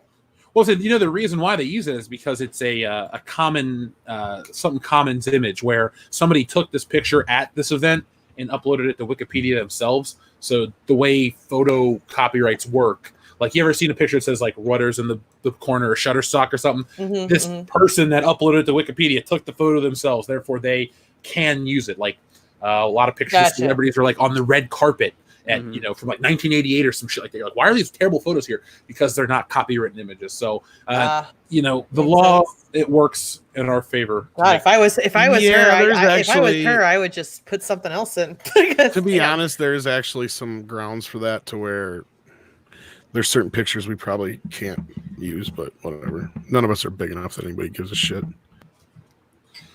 Thank you, Google Images. Yeah, I mean, that's the other problem you can argue too, is fair use is fair use. So Yeah, that's what I was to say. I thought some of that falls under fair use. it does, but it's all a very kind of complicated fucking thing. Yeah, it is. It's because, like, for instance, like on South Park, they don't have to get the permission of the actor or whoever that if they want to use like the real picture, because sometimes they'll put a real picture of the head on. Yeah. Like, well, give her Saddam Hussein. Yeah. Like, well, for one, political people, they're public domain. Like, that's why I Schwarzenegger. thought celebrities too are like that. No. If you're a movie star, then they have argued and made it to where basically your likeness is your copyright. You can only you and only you have the right to monetize your likeness, unless you're a public figure, which means like when Schwarzenegger was governor of California, that's why there was a bunch of governor material and stuff out there all over the place. And for the longest time, his likeness was not copyrighted technically. And then I think once he was no longer in public service, that changed. And then like the other part of it is like what they have to do on South Park is basically just pay the person who took the photos, because they usually use like however many to cover the angles they need. Right. So as long as they get permission and buy the photos, that's all they have to do. So like they said at one time, it's like, it doesn't matter. We just decide when we want to or not, basically. Last Man One says looks like Rosie O'Donnell, sort of. I see that here. Rosie O'Donnell and Rosie O'Donnell's a love child. Yeah. Khloe Kardashian pre-doctor's visit. Daddy Harvey. Oh, ouch. Joey Bryant, thank you very much for a super chat. He says Leslie's face reminds me of Mario World Whompers. Yeah, she'll crush you. Just Girl. Girl. So yeah, Tom Cruise is one of them. Osmosis. So Geeky Candy, where can everyone find you on the internet? Yeah, you can find me on Twitter at Geeky Candy. I have a YouTube channel at Geeky Candy, and I'm on a part of Geeks and Gamers, Park Hoppin', and Gaming with Geeks Twitch channel, and also on Midnight's Edge on Monday nights with Toxic Femininity. So a little bit here, a little bit there, a little bit everywhere. Pretty soon we'll have a Toxic Femininity baby. Yeah. Tom, what are you talking about? Just kidding. Yes. Well, I took one for the team. Obviously. Yeah. I Candace just started and her my third significant trimester. other are having I have a little one. baby girl. Yeah, we have So two boys and one true girl. true baby of toxic femininity. So Yes, the first. she's and it's gonna be fun because I love being a boy mom. I grew up with brothers, but having a girl, I'm excited about that too. So it'll be fun. Comics Division, where can we find you on the internet? You can find me over at Gary's channel. As far as everybody knows, right? As far as everybody knows. So you can find me on my channel, which is Comics Division. And I actually uploaded a video today instead of doing a live stream, talking about the whole thing, how orcs are racist in D&D and how stupid that is. it hurts, man. Go check it out. So racist. Yeah, Another thing that just speaks to the people who come up with this crap, I think. Oh, God, it's so painful, man. It's like you are reaching, really, really reaching for something if you have to drag something that is not real and is fantasy and is made up and saying that it applies to people in the real world. It's ridiculous. Well, I think it just shows your obsession with. Sorry, go ahead, Micah. I was just asking, how else can they feel superior to it? You know, I think it speaks more to their character as far as like what they're obsessed with, more or less. Yeah. Because if you're looking and you see something like that. Because it took me, and Candy can attest to this, it took me forever for Mary to kind of get me to understand why this was even a thing. Yeah. Like, I just didn't get it. Like, it wouldn't register to me. And then she finally had to, like, lay it out to me in a Google call. And I'm like, oh, that's fucking stupid. And she's like, yeah. It really is. But the thing that's so ridiculous about this is it happened once before back in 2017, where they were basically saying how D&D is racist because of the game mechanics and it reinforces race science. Yep. It's ridiculous. But which is even more funny about it is back in the 80s where they had the satanic panics with Dungeons and Dragons, and it's basically more the same but just something different. It's like fantasy is just racist. Yeah. I think it boils down to anything fantasy because you can really deconstruct it any way you want, and you can make it racist if you want. Yeah, because I'm reading the thing. Fodder. I don't get it. Justify. You could basically make anything racist, the most benign thing. I mean, look what 4chan did when they were doing that joke with how milk is a symbol of white. I was just going to say milk. Yeah. Yes, yeah, right there. Yeah. It's like you throw enough bullshit out there, eventually it's gonna stick. Mm-hmm. It's unfortunate. Now, no, Disney's racist because they serve milk. Galaxy's Edge, apparently. That's blue though, so it's cool. Okay. It's diverse. Yeah. Now, Mecca, where can we find you on the internet? I am Mecca Random 42. You can find me on my channel. I have the Twitter. It's at Random Monkey MNKY, and on Midnight's Edge After Dark. I am here. I have many videos, about 300 per day. I live stream. What else do I do? Oh, High Strangeness, the creepy little book. We talk about paranormal and weird stuff. I'm forgetting like 27 other things. I have Steam. I have Twitch. I have Patreon. I have everything. Watch my stuff. Tom, where can we find you on the internet?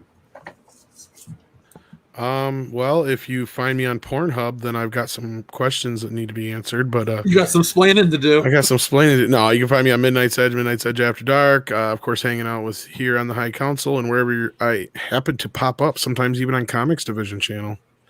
A few other places. That's right. Every Thursday, most of the time. Pretty much. Yeah. Folks, you can find me here on this channel because it's the only place I live, essentially. We'll have a couple more videos out this week. I know not just me, but Anna and Jesse and other people have been having issues with YouTube sending out notifications. So I did put out a video this morning on the Leslie Headland situation. A little different, more along the lines of the Paz de la Huerta stuff that I talked about. You know, the pawn, the political posturing, shit like that. So do me a favor, check it out, leave a comment, and hit that thumbs up button if you enjoy it. I'll be back tomorrow night with not Good Morning Pop Culture. Why do I want to keep calling Good Morning Pop Culture? Maybe I should bring it back. I'll be back tomorrow night with good Phantom Menace tonight with Jeff Hicks. And you can catch me in about 3 minutes over on Jesse Milestone's Mindless Entertainment stream. We're talking about Kathleen Kennedy, the end of Star Wars. Link is in the chat. You can find us there. You can watch us do weird shit. And you can have a good time. That's what we need during this crisis, is a lot of fun. So, folks, from all of us here on the High Council, thank you for watching. From all of us here in the Fandom Menace, thank you for being what you are. And from me, personally, go out into the world and be excellent.